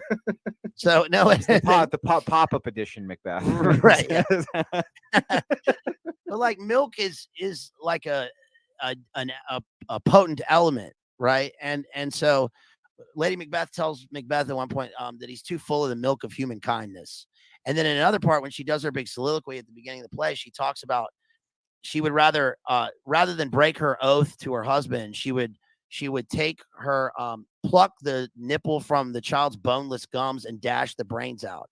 She says take my milk for gall. So like her mother's milk becomes gall, it becomes acidic, it becomes acid in the mouth of like her enemies. So I guess that's what these people are talking about. It's just transported through sorcery. I didn't follow any of that. Can you Okay, sorry. Hang on. Can you use maybe plain English, dial it down to crayon level for me? There is a place in the South, if you guys don't know, in Virginia, where they still speak shit like it's like Deliverance or like or what's the movie, The Wicker Man. They speak only Shakespearean. Like all the people on the island have one of two last names. It's in the Chesapeake Bay. And the island is sinking, and they speak like a Shakespearean English because it's been untouched since the 1500s. I remember you telling me about that. Nobody can go there. That's wild. Yeah, that's wild. And yeah, definitely Macbeth is awesome. Shameless self-promotion here. Bazed Lit Analyzer's Macbeth stream was really informative and entertaining. Go check that out. So people are always wondering why Baze sounds like he has such a rasp. But if you stayed up until 3 o'clock in the morning learning all of this useless, worthless shit, Right. you would have to be smoking constantly too. Yeah, you know what I mean? Like, right. Can you believe that these people live like that in the middle of nowhere? It's unbelievable to me. You know, that I just sit at home doing AJ. I've been smoking impressions since I was myself. 12 years old learning this shit. Holy God, look at this. Listen, folks, when I was 8 years old, my daddy taught me about cyborgs at the breakfast table and these witches in Newfoundland, and they came down. That's all I do. Okay, well, so for 26 cents, Emmanuel says, don't milk the rag. You already did. Repent via super chat. Okay, repent via super chat. Very important, ladies and gentlemen. Very important. All right. What do you mean it's $5? I told you how much it is. And by the way, the dollar sign goes behind the number, not in front of the number. That's 5S. That's not $5. Okay, Andy? Maybe you should be a little less eccentric and a little more studied, like our friend Bazed Analyzer up there. I tells you that that Mexican peso, $100, 26 cents. I don't care what you say.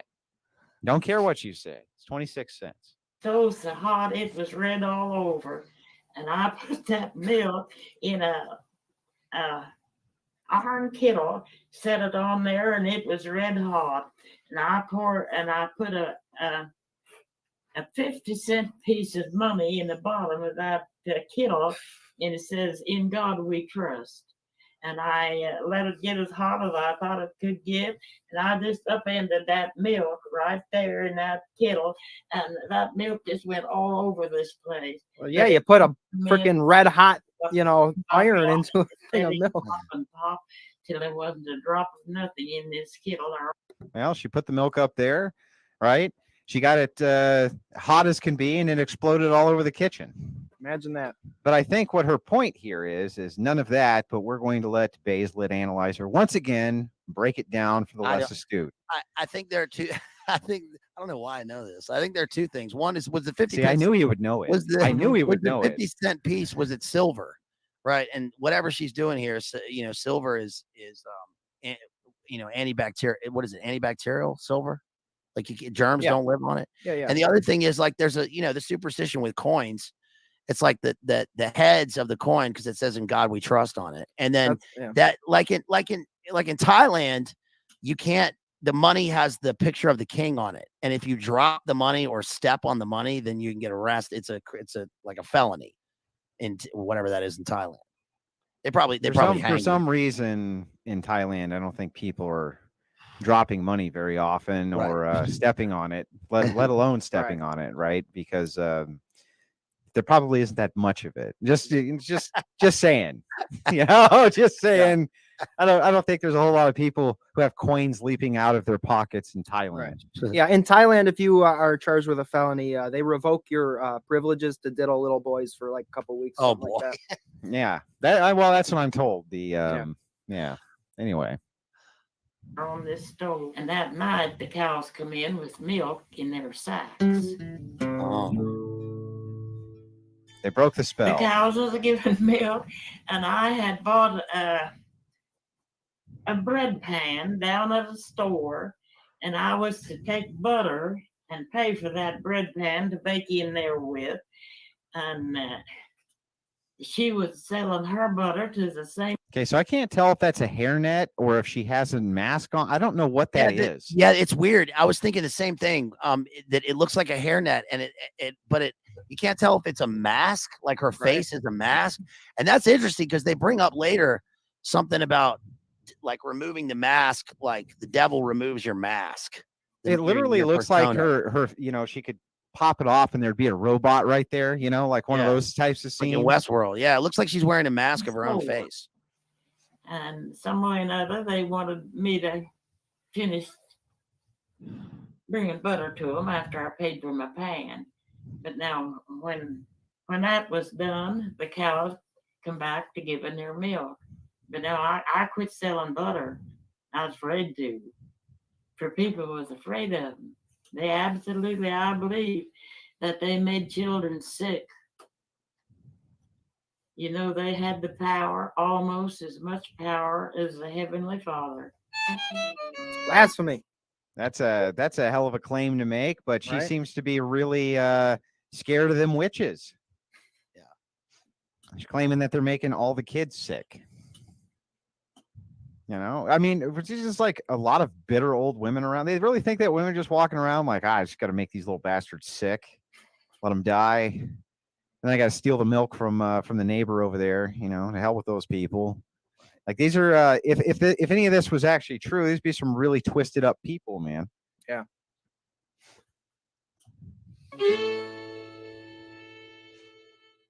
Come, butter, come. Butter making. Here we go. is Magical. Man, that song is a banger. Process. A charm was used to help bring about the transformation of the cream. St. Peter's waiting at the gate for a sweet butter cake. Come, butter, come. They'll sing the old swing churn back in the car. Come, butter, come. Look at what you done. Come, butter, come. Come on, have some fun. Good morning, good than anything else. They had a bed there that they couldn't keep the cover on the bed.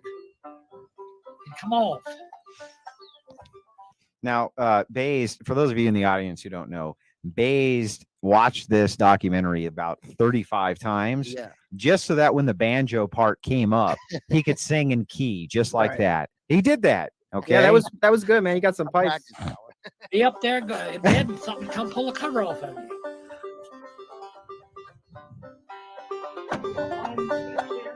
Here's something that comes up the steps.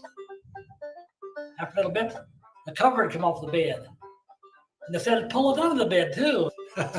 So Jake Captain, they said that go up the steps, and of course he didn't have the light on, I don't think. They had lights? And they pulled the cover off. He got, but said one night he's up here and they got the hand. Said it had a small hand, but he couldn't hold it. He caught a witch. But he couldn't hold it. Down the creek ways. So witches were coming up and taking covers off of people's beds. These are fucking bastards, man. Yeah, they're doing some pretty awful things around these parts. They're stealing cows' milks. They're pulling your covers off in the middle of the night so that you get cold, right? These are some pretty ruthless. These are the sexy witches. Yeah, they're sexy. That are taking your quilts off. Yeah. Well, now hang on, guys, because just for a second, hang on. I have to do a quick shameless plug and tell everybody to like, share, subscribe, do all of that neat stuff that you're supposed to do in order to make the channel continuously grow, which it's had been doing. Thanks to all of your great support. Tons of debates coming up, some huge ones next week. Of course, Adam Green's going to be back into the month. JF Gary Epi.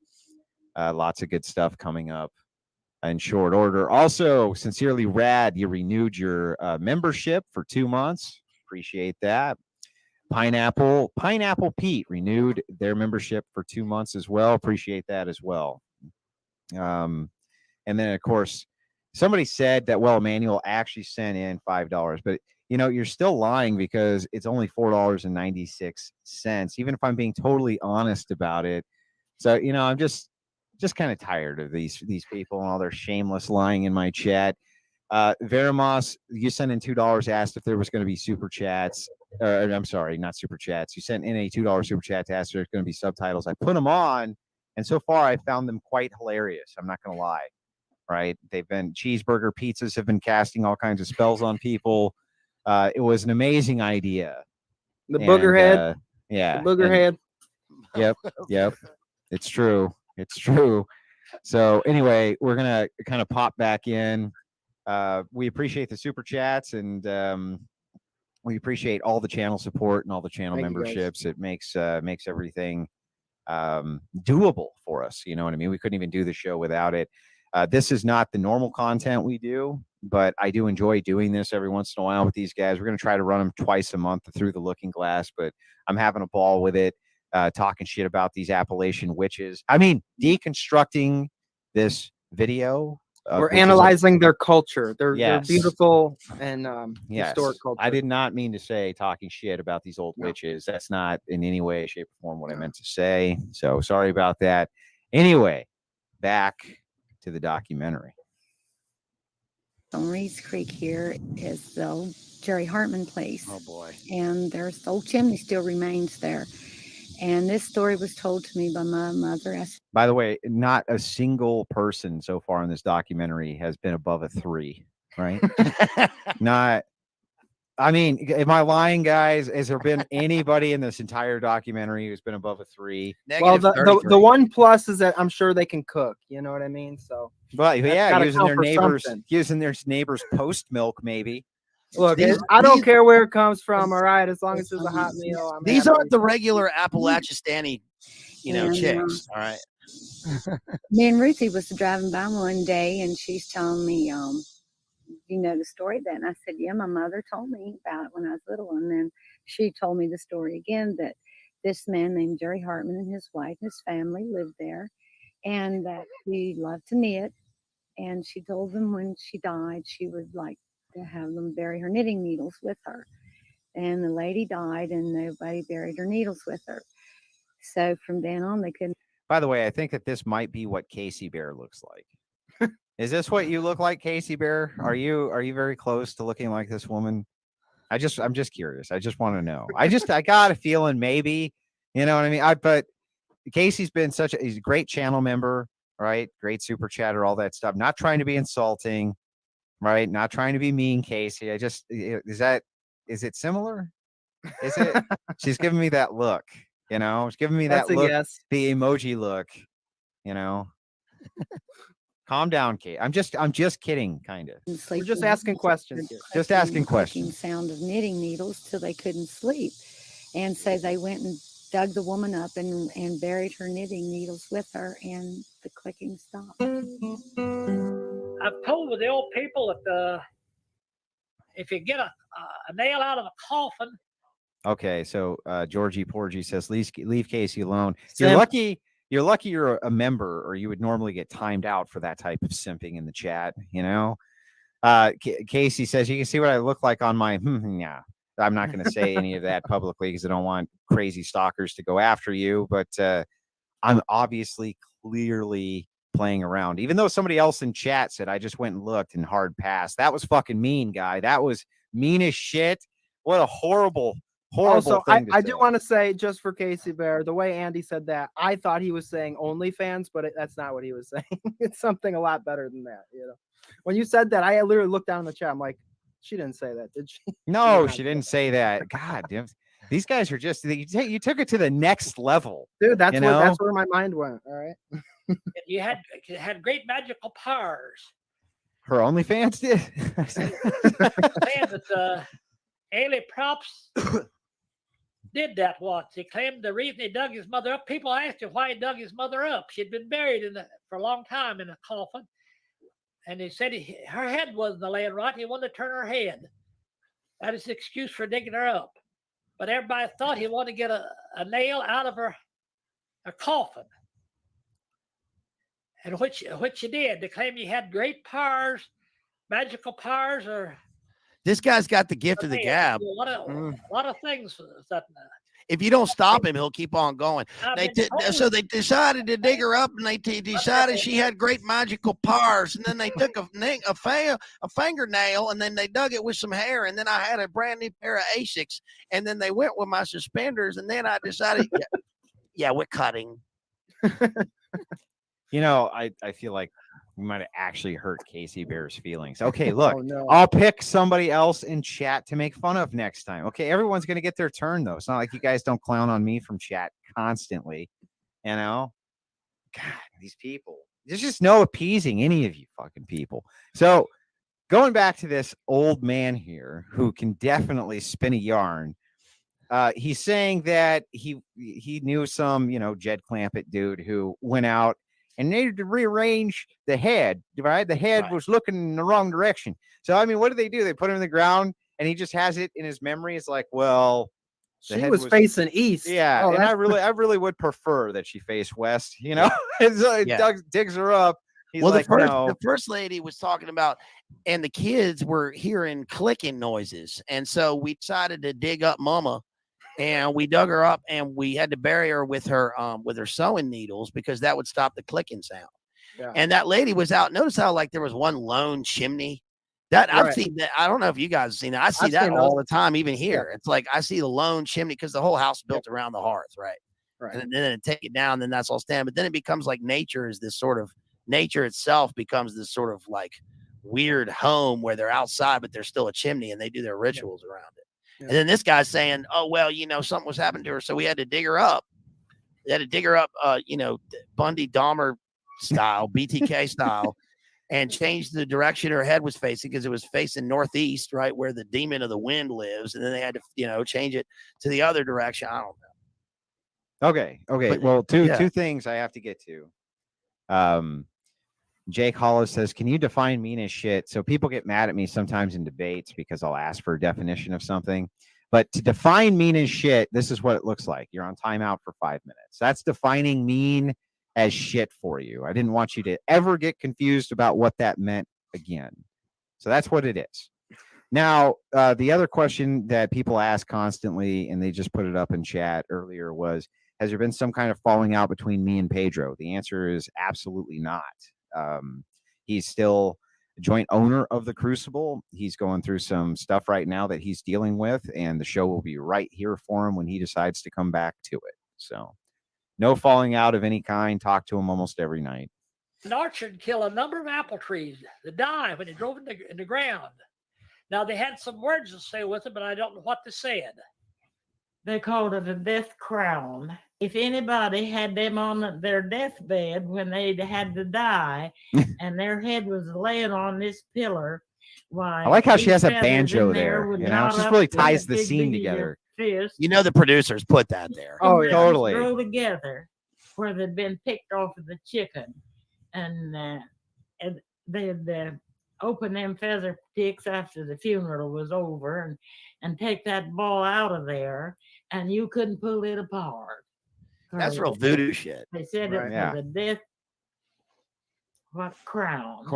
She just got fitted for her death crown last Tuesday. They burned it up. I've seen Ma'am do that. Yeah, the crown of death was supposedly the way it was formed. 2, not even a 3. 2. Pillow. And when 1.4 that was formed in somebody's pillow, they were to die. And if that is there. Samaria says, the lady said she used magic to break spells placed on her family.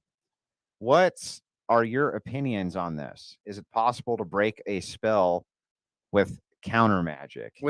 She's saying without counter magic. And no, you should never use magic or sorcery or witchcraft. You should pray to God, and we're not to fear any of the machinations of the devil, dude. It's all pathetic and weak, and literally believing in it is what gives it its power, you know, most of the time. So just don't worry about them witches, and when you find them, we'll burn them at the stake. That's what And we I do. just, and by the way, I'm sure that post milk doesn't taste great. So it's not like if you're going to be at a witch's house and you have a glass of post milk, I think you're going to figure out real quick this was strained through a dish rag.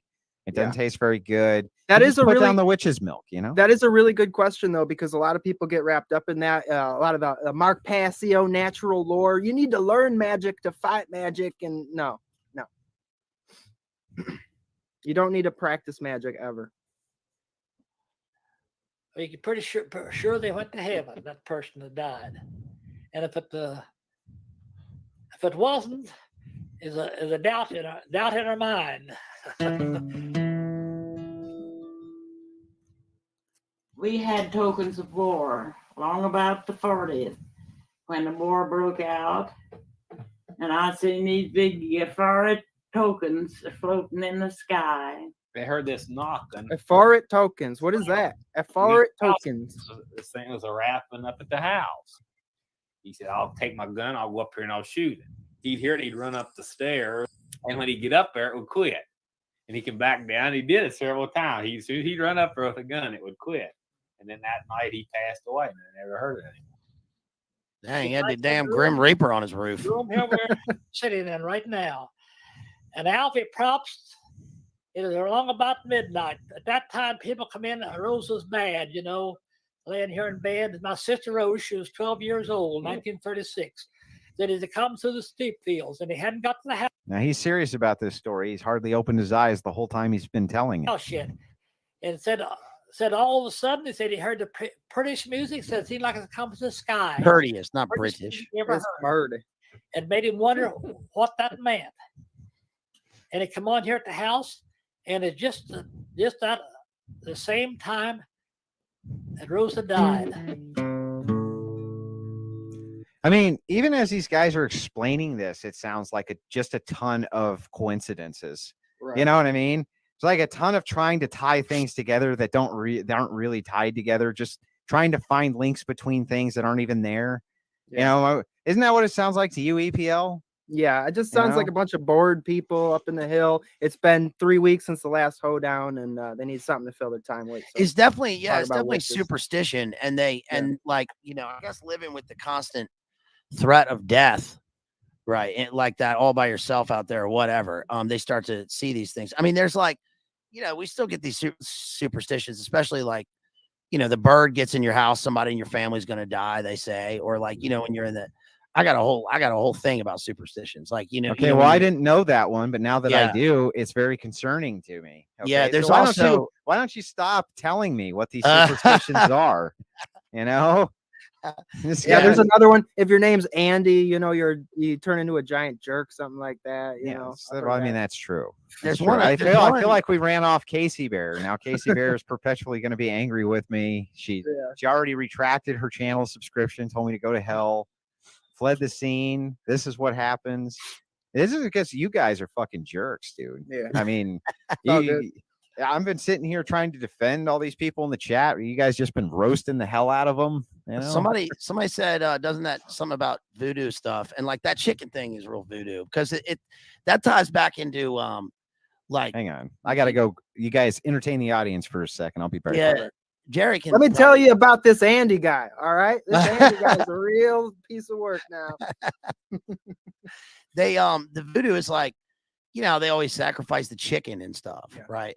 And you don't need to be sacrificing animals anymore. You don't need to do that. But they sacrifice the chicken, and then they use the feathers and they put that in the pillow, and then the pillow that the person sleeps on makes a death crown, right? And the death crown, they say, is like that. Imagine a crown of death. That's like things gonna burn. It's gonna burn. Yeah. But like there's a lot about death that these people like. The thing about the bird in the house, somebody in the family is going to die within 7 days. Or like, you know, when you're talking to somebody and then it gets all quiet and they say a ghost just walked all over your grave. Right. Right. You ever heard that one? Superstitions. Oh yeah. Yeah. Yeah. Superstitions seem to result from boredom for sure. And as you were talking about sacrifices, most magic, you know, as a sort of foundational principle, most magic requires a sacrifice, right? You know, of some sort or another. it's nasty stuff. And I definitely was glad that super chatter asked that question about learning, to cast spells, to fight spells, or how to break a spell and things like that. That thing you were talking about a little while ago about Jerry, about like not fighting magic with magic. Like they might have already said it or they say it later, but the girl says like when the devil comes around, you're supposed to cuss at him or cuss at the witch, but they never talk about like praying. Anyways, that Andy guy, I'm telling you, he's no good. Andy's no good, man. Listen, there was this old moon doctor named Andy who came over. He had 3 pieces of toenail and of some hair. What's up, Andy? We weren't talking about you at all. I promise.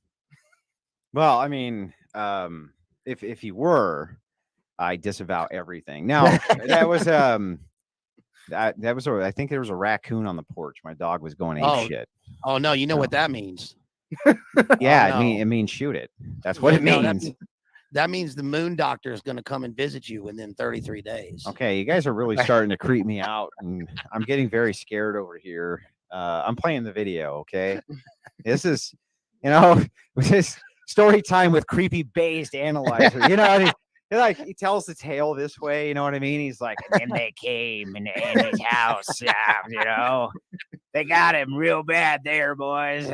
Where you see one raccoon, there's going to be a whole tribe of them, and they got little hands, and they wear bandit masks. They're in there to steal your milk. They're plotting against you. I feel like, well, I did. I'm not going to lie. Okay, I did hide the dish rags. All right, I did. I hid the dish rags just in case. Wicked Wally for $5 said, did I miss the part about the witches aligned with the hillbilly bears? How are the mountain-dwelling Ursines of Appalachia involved? That was some kind of dad joke from Wicked Wally. He doesn't tell any other kind, right? But we still appreciate his $5. That's right. Hide your milk. Hide your milk. Hide your dish rags. Hide your kids. Pretty rich to have home. There was a woman in the meadow down there in the old Fred Bundina meadow, and she was walking, and it was like she was floating and almost like she was transparent.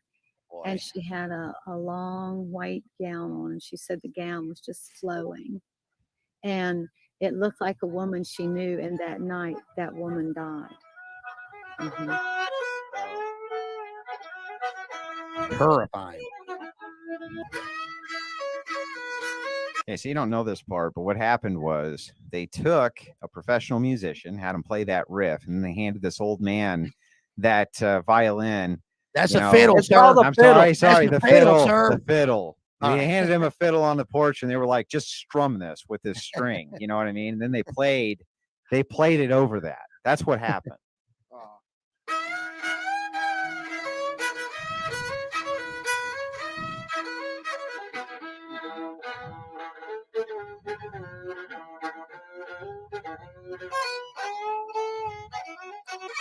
We need some filler, gentlemen. Need some filler. There is an old belief that a person who put a spell on you may be detected by looking in a mirror.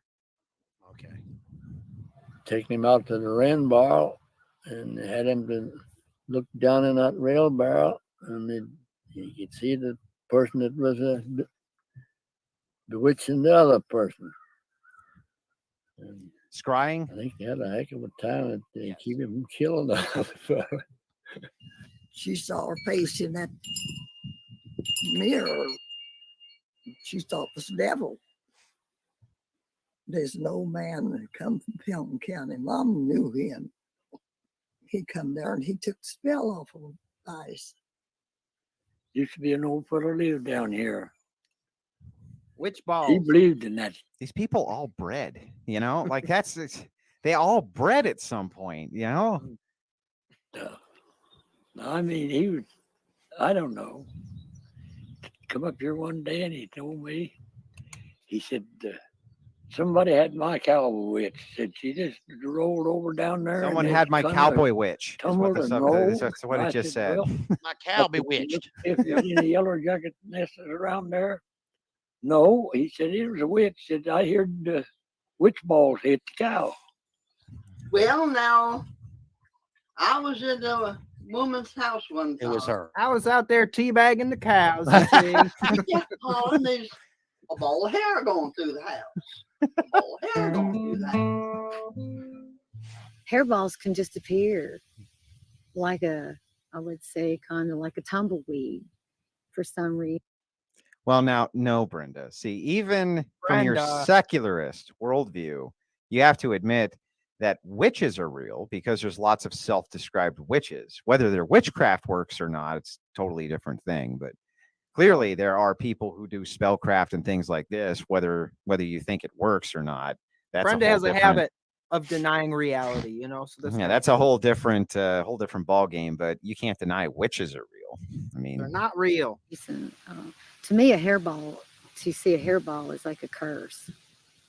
I don't know what it means to other people, but that's the way I grew up believing. Hairballs are There interesting. was something there behind that hairball that- being sent to you because you don't let your hair get out of your possession. That's your power.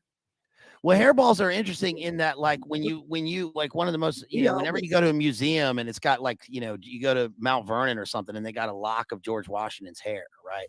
Or hair is used for DNA, you know, it carries who you are. Or like a cat's hairball, it's like they regurgitate it. It's the opposite of, you know, consuming and breathing, and then they cough up this like piece of like living thing. So it's interesting that they like focus on hairballs that much. So yeah, this well, gross so human that matter. so far we've got fingernails and all kinds of Yeah. gross shit going into trees, and we've got you know, blood getting thrown in the ground and caught on fire. Now I we're think getting witches sending each other hairballs. Yeah, I think the fingernail thing, I think their thought behind that is probably that, like, they think that, like, when you die, your fingernails keep growing, right? So it's like living but in death. So that must be why they use it as like a totem, I guess. Hairballs are interesting. Not exactly what I was expecting to hear on the Crucible today. Soundbite. That was weird. Okay. Hairballs are interesting. We gotta throw that in with a little bit of your banjo singing earlier in the episode. Okay. Got back and got the witch ball and threw it in the fire. Oh, what's the name? Mary? Also thought for bald hair is. Well, she Does said this you woman just- perpetually live in the bathtub? What is that water noise? I don't every know. Time? Every Well, time. She was sitting like over there, and I was sitting over here. Right now, bald hair went through between us. Hairballs and See? catcalls, bathtubs and chub rubs. Come on down to the holler tonight. Right. So what's going to happen is now some internet sleuths, they're going to go to that lady's house and they're going to like pull up to this old shack and they're going to walk inside. And it's just going to be beautiful, gorgeous marble inside with a cherubim statue in the middle of this fountain. You know what I mean? And then we're all going to feel stupid. That's what's going to happen. Okay, that's what's going to happen. They It's take just my the fountain. heel and make a ball, and if it hits you, it'll hurt you. They talk about these hairballs, and I think that's what they're referring to when they talked about a witch bullet. The same thing. It's actually not a lead bullet. It's something that made out of hair. These A red hair bullet. marks on his legs. He said that's where the witches had shot him. They had these red, like, I don't know, welts or whatever on his leg. They wasn't accusing him of being a witch. They was actually saying that the witch actually shot them. You didn't cut your baby's fingernails or your baby's hair unless you took it out and buried it in a hole where nobody knew, so that the evils couldn't get a hold of it and curse your baby. This is like three people. This is not the way it is in Appalachian, people. This is like three people who do this. Yeah, well, that sounds is like a not lot the of norm. sounds like a lot of based cope going on right now. A lot of based cope analyzing. I never is all heard of I'm it. hearing. Okay, based coping. All right, he's sitting there says like, look, these are all outliers. Okay, Yeah. ladies and This gentlemen, does all not outliers. represent my people. I Yeah. swear it. Yeah, we don't go grab little kids' fingernails and make witch hair bullets out of them. Okay, all right, we're not doing that here in You know, Appalachia. You know BLA. what? We cook meth like the rest of the nation. Okay, we don't do stuff Meth like and that. hillbilly heroin. This is making a lot more sense now. When I went to your house, I found those jars of fingernails and baby Oh, hair. no, I no. was like, what is this? Now No. it all starting to make sense. No. Well, he's you a lazy bastard, so he only buries them once a year. You see, so the witches can't get him. you were in my neighbor's house, John Dahmer. He's an old Oh. fella. That wasn't me. No, they do this gross stuff with body stuff, but I mean, witches do this now, right? With consuming the thing that, like, when they give birth, and there's the thing afterwards, and they consume. Yes, and they consume it. I mean, that's you know. Yeah. Well, I was raised, and I still don't have a problem with it. I did the same thing with my grandchildren and my children. Your hair is something powerful. It's powerful. It's most powerful. Okay, well, that's setting the tone already. I'm really curious to see where this goes. He's calling the I do pterodactyls. know that tomorrow I'm going to go over to my shot shell reloader, and I'm going to take small pieces of hair and ball them up and put them inside, and I'm going to, test it against lead shot and see how it does. I can't help myself now. Which hair bullets it is. But I can get that's done make my throat sore, but now they're not just go, and they'll come to say, What the fuck?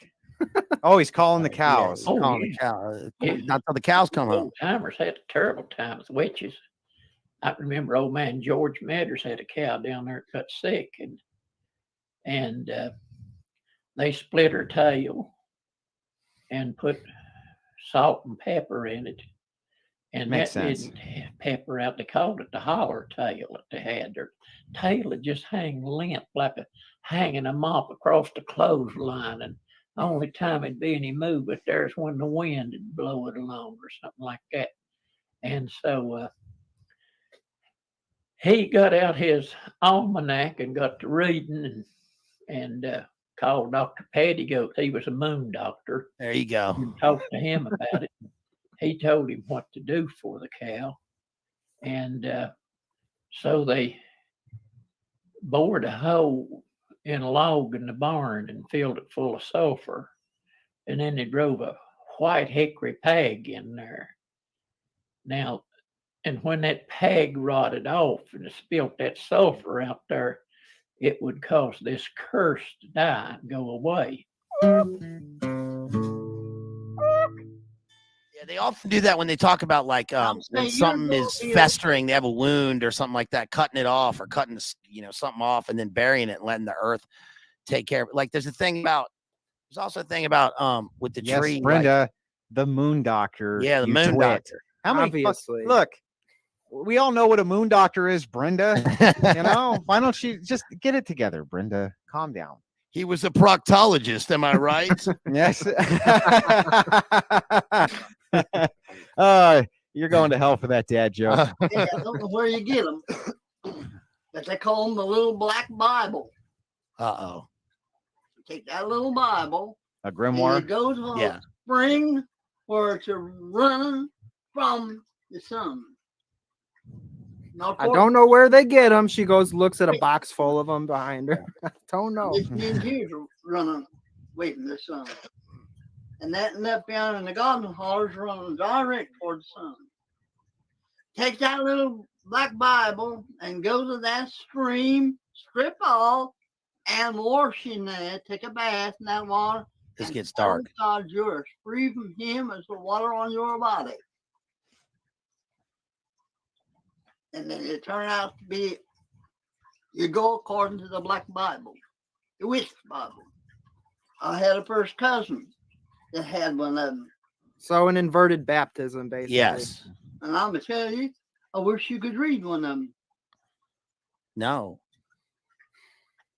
It explains in there what to do, when to do it. While these practices come.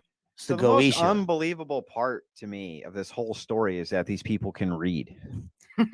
From old family sources, the basis for this belief as to how to become a witch is found in the Witch Bible. A book commonly known as Lesser Key of Solomon or the Black Bible is attributed to King Solomon through the 1st century writings of Flavius Josephus. Yeah, but they recently found out that was just like a 15th century hoax. It's a medieval forgery. Yeah. Yeah.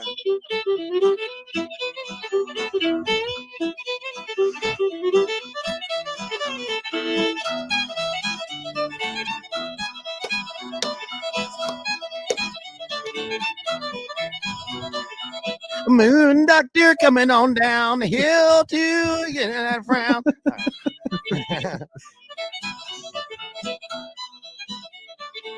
I mean, but it's crazy because these people are in the hill country, right? They're in the hollers.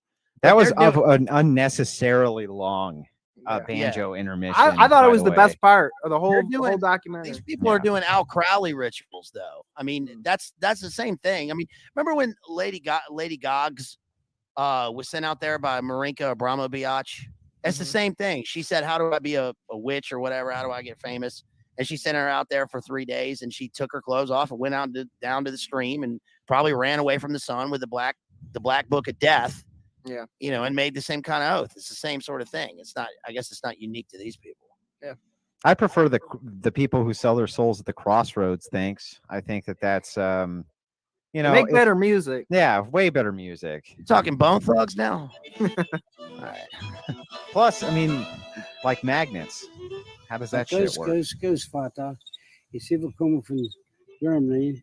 This fellow's from the old country. So sie bekommen about 200 Jahre die. Aber even as so long as es war schon now. Well, wir Witze, they're from Dutch. Strangely, they paid for his visa back to Argentina after filming it. Guns look for the lot dome sees Galva in New Texas. Hex or witch signs are powerful occult symbols in use since at least the 12th century. Carved After on 300 bone. years of use in this country, they are seen as decorative ornamental objects. Yeah, that's Nordic. Signs on barns were once thought by some to protect against witchcraft. Sounds like she says Twitchcraft. Man, Today, even though their value is tied to their decorative effect, they remain a mystery. Other charms and occult symbols show up in the material culture of German people along their route to and in West Virginia. who told this woman to be the narrator, by the way? Hex signs It was a and terrible reversed hearts decision. on graves She had the best diction out was of anybody, so purposes the task fell on her. Century when occult belief systems from Germany were strong. Hex signs, hearts, various birds in pairs, the tree of life, religious icons, Oh yeah, it just heavenly says holy, bodies, holy, holy. and still to be explained symbols reflect their ethnic and religious makeup. Oh, Unmonetized.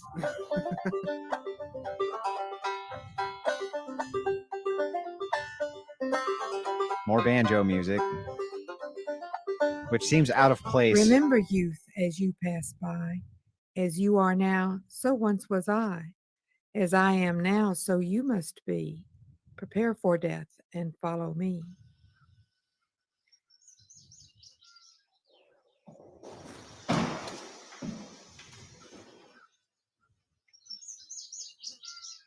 Well, Barns we're exhibit not doing much decorative yet. artistic expression on the outside, but superstitious people also used occult Right. symbols on the inside of barns and They in did. houses to dispel witchery. Barn didn't have any windows or anything in. You just had your doors where you went in. It was always a very dark barn. And I put these windows in, and lo and behold, I happened to be looking around. I looked up on the back side of the Okay, so maybe controversial here, but guy looks like he does gay porn. Okay, it just like look at this guy with the miniature Selleck mustache, you know, balding. This is what Fuentes is going to look like in 20 years. Just so you guys know, this is center beam that runs through the barn was this piece of paper that was tacked up to the back side of the beam. It had different magical phrases and magical square. This symbol, also found in a local farmhouse, is said to have been used by early German mystics in Pennsylvania. How many to hair protect their bullets mud did he and make, stick Acid chimneys Chat? from fire. This type of chimney construction is found in this West Virginia neighborhood as well. The symbol itself may be traced back to the Mithraic religion, common to first century Romans. A recent example was discovered at Pompeii. In Mithraic iconography, Perseus is depicted slaying a bull. Recent interpretation proves this to be symbolic of the passing of the age of Taurus in the cosmic world of astrology. The square spells 5 words in both horizontal and vertical directions. It has been used for occult purposes by many groups over the last 2,000 years, but interpretations vary. It came to this neighborhood with Johnny Arvin's great-great-grandfather in the 18th century, but was also known to Pennsylvania Germans through an early 19th century publication. What does Okay, so all of that's So- essentially true. There's not much there that's inaccurate when I was looking into it. So especially the magic square rune, that is part of a the numerology uses that. There's also hexers who use that. It's going to spell the same thing multiple times each way. It's all kinds of crazy shit. A right? black cube, an Enochian cipher. If you buy a property and you get into the barn and it's got a black cube, Enochian cipher with sigils on it spelling Satan and Tenet, then just what do? I don't know, just burn the barn down, build a new one. You contact your realtor, you see, and you bitch Right. him out. That's nasty. Well, I mean, you would think they might paint over that, right? Right. You think they might paint over it. They're just like, well, we just kept this here because, we thought it reminds me of that. Have you ever seen a cartoon called Aqua Teen Hunger Force? Oh yeah. Oh yeah. Okay, Love so that. like years ago, there was an episode with Danzig where he wanted to buy the house because the walls bled. Right? Right. That was like, it's like, bring on the blood, bring it on, bring on the blood. Right. Listen, Yeah, that might up your property value if you're selling a witch. Hollywood. What they stand for, and you have to believe enough in it that to do the trick. And that's how about extinguishing the fire. Fire. Just say Tenet right in the middle. Remember, that's that Christopher Nolan movie. Yeah. Yeah. Anagrammatic, right? Tenet, Yeah. forward and backwards in the film. Throw it into the fire. In the fire. Thus it will extinguish itself slowly. Now he's saying the fire, but it's fire. coming up afar on the subtitles there. 5 words are SATOR. As a young man with a Don't say keen, the words. inquisitive mind, Johnny Arvin wrote down these cures from old family sources. They descend from a handwritten book his great-great-grandfather brought from Germany. The numerous examples include a magical number square that is used to control rabid dogs. Another square exists in the barn that is just over the hill from Johnny's farm. The numbers add to the same sum in any direction, including diagonally. These squares and other number formations, common in a branch of magic called numerology, are thought to have exceptional magical power. They were just Or playing that- Sudoku on the walls. It's nothing. Found in its triangular forms, has been used for magical Abracadabra. purposes for Yeah. over 2,000 years. Oh, Yeah. Talk wait. is widespread about cure. You're going to have to go to confession for that one. You Mm. said abracadabra. Okay. I've watched Evil Dead I way too saw- many I times saw to be you- reading these words Yeah, out I loud. saw you I'm do sorry. that from a fur. Okay. I saw you say abracadabra from a fur. You're in trouble now, buddy. Curious. Did they add up to 18? Because it's Yeah, which couldn't step over because the it's 3 floor. times 3, and then there's 3 6s. And that's why they someone Oh. come, they could tell when they're coming to the witch or not. There was brooms over the door. He Oh, would boy. leave the 1.5. broom way across the doorway. She always laid the broom down across the door, and she always claimed if that was a witch, when they come in, they'd pick the broom up. Well, Harry had the witches have. They would pick the broom up if they were a witch when they came in the door. Would they have to fly off on it? Like what's the score here? But the witch also comes in backwards through the door, is what they say. And Now, also, what- can the witch even come in the door? I mean, a vampire's not going to come in, right? Yeah, They I got to don't, invite this witch in. Their house is a witch's Sabbath. totally. This lady's definitely a witch. I agree. Yeah. Okay. I agree. House, all that stuff hanging around. It burned that sulfur. Yeah, Well, you could smell it when you get on the road. There's widespread mention of sulfur, the biblical brimstone, when dealing with the occult. In medieval Europe, people were struggling with old belief systems, trying to mesh them with emerging scientific awareness. At this time, the field of alchemy developed out of ancient Islamic belief. Gold. Alchemists favored use of the divining rod, With a long history in Germany, it was utilized in America by religious mystics in attempts to locate buried treasure and precious metals. Okay, so this actually fucks me up because I know 100% that water witching works. I've seen it firsthand many, many, many times. Even modern excavators that I've worked with, water witch. They have witching rods that sometimes they make them themselves, but sometimes they buy them online. But I've seen those motherfuckers go right to water within like just a couple of minutes. And those things are going all over the place. The second they go over water, you can see them shoot over each other. And sure enough, man. Dowsing rods. Yeah. Yeah. Well, they're witching rods, but yeah, yeah. you can use them for dowsing though. But water witching, I've seen that work. I've seen it, Brenda. Talk all the shit you want, but I mean, I've been out in the field with excavators, seen them do it accurately many, many, many times. So I know that somehow is contradictory to your science, but that one I've seen. Rods are still commonly used today for a kind of divination, often called water witching. Most communities have a water witch, and scientists continue to debate their usefulness. Religious leaders of old thought that water witches unmasked were incarnations of the devil himself. Witches represent the other, that is, the opposite of what is deemed normal or good. Medieval art depicts witches actively portrayed doing things in reverse. This concept is still known today. But Mom always wrote a ticket and put it up over the front door. I like how they call them tickets. You know, like a spell ticket. And she said, now, Doug, she said, you watch, everybody comes. Said the witch will not come in forward. He'll have to back in. There you go. Witch will have to walk in backwards, right? Yeah, yeah. Walking backwards, speaking backwards, back masking. Reversing man? Reversing the natural order of things. No, as a point of fact, Brenda, the Amazing Randy didn't prove that dowsing doesn't work. I'm a huge fan of the Amazing Randy and the Skeptic Society in general. Huge fan. But he did not prove that dowsing doesn't work.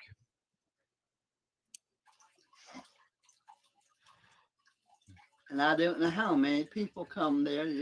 They open the door and just backed in. They didn't come in forward like me or you did. These witches doing things backwards are very much like a local figure known as the Belsnickel, who also did things in reverse. This old Belsnickel illustration The fuck is a shows his Belsnickel? witch-like behavior. Historically, there has Belsnickel, always been I a see. time when this Not a oppositeness Belsnickel. or otherness was openly celebrated and acted out. European countries observed this phenomenon near the beginning of the winter solstice. In Germanic countries, Like a Krampus. a midwinter character known as the Belsnickel was present. Children were warned, be good, or the Belsnickel will get you. Masking, revelry, and drunkenness was the rule of the day, even after this period of the year was converted to a religious Belsnickel is just another name for a liberal. I agree. Those fucking Belsnickels out of here. Now, get them out of here. holiday. Anglo-Celtic mumming traditions involving masquerade mingled with the Belsnickel figure Anglo-Celtic in mummery. Pennsylvania, and newer forms Druidic. of the old celebration live on to the present in West Virginia. Belsnickels, Shanghai, and Carnival I'm telling you, participants- that sounds like Belsnickels. Okay, it does. It sounds like she's saying Belsnickel. Not Bell's Nichols, but Belsnickel. and the many versions of Santa Claus have been accused of representing both Roman and Norse gods. When Martin Luther disavowed the Catholic St. Nicholas in the 16th century, the German people responded by directing attention to the Christkind, or the Christ child. This name eventually evolved into Kris Kringle. Chris He Kangle. then reverted back to a Father Christmas figure. It looked really like a clown's outfit. It would be just like a loose fitting clothes around the neck and then elastic around the arms and the legs like that, and then something over your face so they couldn't tell who it was. And we would just go from house to house like that, just maybe all night long. Some of the neighbors had the crank telephone, and if you got houses and they would figure out which way you were going, well, one neighbor would try to call the next one and say that I had on so and so. Well, the big thing was we would switch outfits between the houses. Not too long ago, in our One thing about all this is, uh, you know, the whole all of these traditions about like masking and wearing a mask, you know, so the demons can't get you, and then you get to. It's just about like, I don't know if it's a good interpretation, but it's just about like going out and playing into your base desires for a night, and you get to wear a different persona, right? You never hear about saints like putting on a mask and playing around, and all these little things that they do, all these little tricks seem to be I mean, saints work miracles, but they're always for God's purpose and for life, you know, and for virtue and living. And instead, all these people, like, it's for temporary things and money and, you know, Thievery. Yeah. thievery and imitation. Yeah. Yeah. Well, it's a night of bell snickling. That's all I can say. Okay. He's right. These the bell snicklers are out in force in this Appalachian town, right? Now, here's the thing, okay? Because that documentary basically for like the last 15 minutes and here going forward just drags. You know what I mean? Because they ran Really? out. No. They I can't ran see this out. one dragging Yeah, at it just all. drags. You know what I mean? But the thing is like, there's a lot of interesting stuff that's in the documentary. The problem with it is it's just boring as shit. You know what I mean? That's the whole issue with it. Right. So I was looking at this, I was like, I want to cover this, right? But the one that's the most informative is by far the most boring, you know. But I thought it was interesting. They go up and they take all these old timers and they interview them and they find out about, you know, dish rag milk, and they find out about, you know, the fact that they're drilling holes in apple trees. And was it mass hysteria, man? I honestly think so. Yeah. I think it's a little bit of mass hysteria. I mean, these, like you said, this goes from far back, right? So there's some reality here, but I don't know. I get the feeling that this is just stories that they tell that they find interesting, you know. I think the mass hysteria occurs more like with the stuff that dealt with the Puritans, you know, in Salem, because they're all in like one place packed together. Right. But this deals more with like a solo hysteria, you know. Yeah. They're alone. These little isolated towns. I mean, what do you think? Like some of these places may have only had 100 people, 90 people, 80 people in them. Yeah. Right. And I think that, I don't know. I think that it's certainly passed down. It's just like this, like loneliness and by themselves. And they really haven't mentioned much the Native American element to this, which is that you said witches. You Yes, said I said witches. Hi, he said the thing. He did the Well, thing. which is that like they're He did it walking again. around. I Good know they're point. walking around in the mountains and they like fall on an axe handle and it goes through their shin bone. And then some, you know, shaman comes along and sets their leg and they're like, "You're a magic man. Teach me the magic. I'm gonna mix it with stuff." And then one person comes over and has the, you know, the Goetia or whatever, and then it's like, "Hey, this sounds kind of cool." And they're like, "Oh, there's nothing else to do." I don't know. I guess that's how this all came about. But it's, Well, the whole thing with the so I can never pin any of it down, right? You know, one of the reasons I'm so skeptical of witchcraft in general, especially this kind, is because it's always a friend of a friend of a friend, and went out and saw them milking the post, and then when they were done milking the post, the cows came in and they were milking blood out of the cow. You know what I mean? Right. None of them are ever like, "Yeah, let me show you real quick how you milk this post." You know what I mean? We're going to go out, bury an axe in there. We're going to milk the post. well, I wonder if they do that within their like circles within circles, right? If you're, you know, initiated into their little hidden thing and then they do it. Otherwise, I guess they can't do it out in the open because then it's like, you know, the regular guy over at the farm's going to hear about it and then they're going to get hanged or burned or whatever. But yeah, you're right. It's always like degrees of separation. Yeah, always, every single time. So it's like you can never actually get a beat. It's like trying to pin down Jello. You know what I mean? It's always a story of a story of a story of a story of a story, and you can never really get to the originators. Like even all the elderly people, the very elderly 119-year-old people that they were interviewing in that documentary, all of them always seem to be removed too. My mom always she Yeah. would put a ticket over the table over there, and then the witch would have to walk in backwards, right? That, I mean, you're right. It's all separation from all of this. So it's like you can't, I don't even know how much of it you can really take seriously. You know what I mean? It's like trying to pin down a pudding pop. I can't do a William Cosby impression. Sorry, pudding pop. Well, you said, I mean, you shouldn't. You use the rapist name so formally. Oh boy, you know, it's you use it so formally.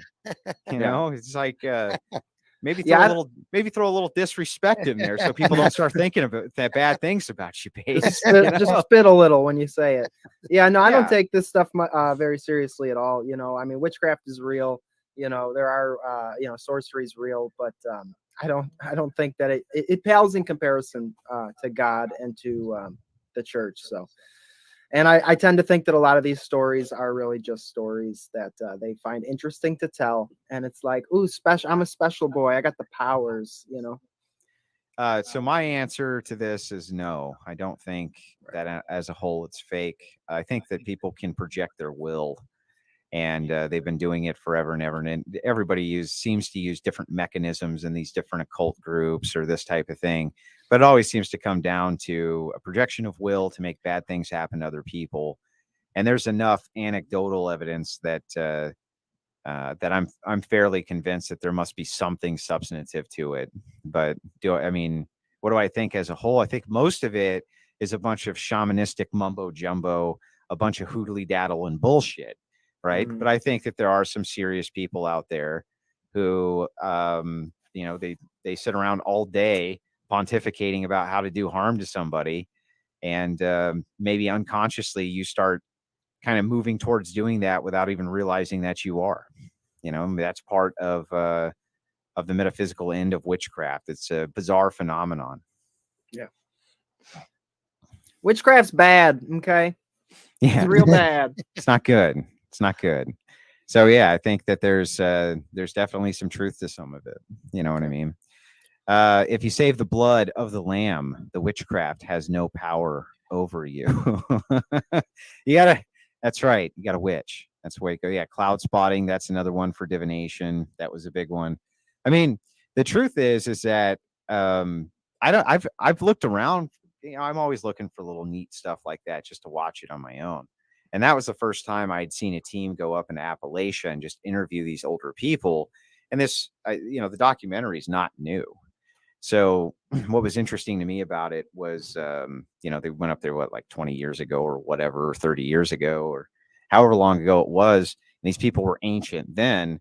So, they kind of had a little bit more of that backstory. You know what I mean? They were around at the turn of the century. So they saw the stories and kind of the carryover and that type of thing. And I just kind of enjoy watching stuff like that. For sure. Yeah. There's actually other documentaries like that, not about witchcraft, but where they go up to Appalachia and they talk to some of the mountain folk up there, and it's very interesting to watch.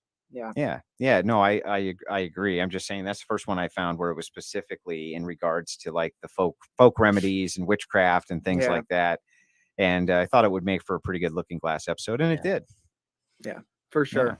Well, thank you so much for having me on, dude. I really appreciate it. Always an honor. Yeah, you guys are welcome. So before I let you go, shout your channels out. Go ahead, Jerry. All right, we're exposing powerful lies up here. We do all sorts of folk remedies and water magic and all that stuff. Exposing powerful lies live streams on YouTube. You can follow me on Instagram. Do it.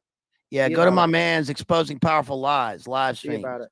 And then after that, go to my channel, Bazed Lit Analyzer. We analyze literature in the most based way. Now you'll only be able to catch this replay up on these gentlemen's channel. They'll have them uploaded within the next day or two, I'm sure. You'll be able to find the links to those in our community tab right here in the Crucible. The only other place you're going to be able to find it is on the one and only comfy.stream, the streaming network finally made for everybody. So I hope you guys enjoyed that. I obviously wanted to mix the serious with the comedic. And I did everything really well. My co-host kind of fucked everything up, but I did a wonderful and perfect job. Well, thank you, Andy. Thank you, BPF, for having us on here. Really absolutely. appreciate it. Samaria, before you go, Samaria sent in 5 pounds, right? Which is exactly the amount of weight. She said that I need to 5 lose. quid. Yeah, exactly the amount of weight I need to lose, and says thanks for these streams. You're very, very welcome. We'll see you at the next Through the Looking Glass in about 2 weeks. From all of us here at the Crucible to all of you out there in Crucible land, have a wonderful night. Peace. Peace.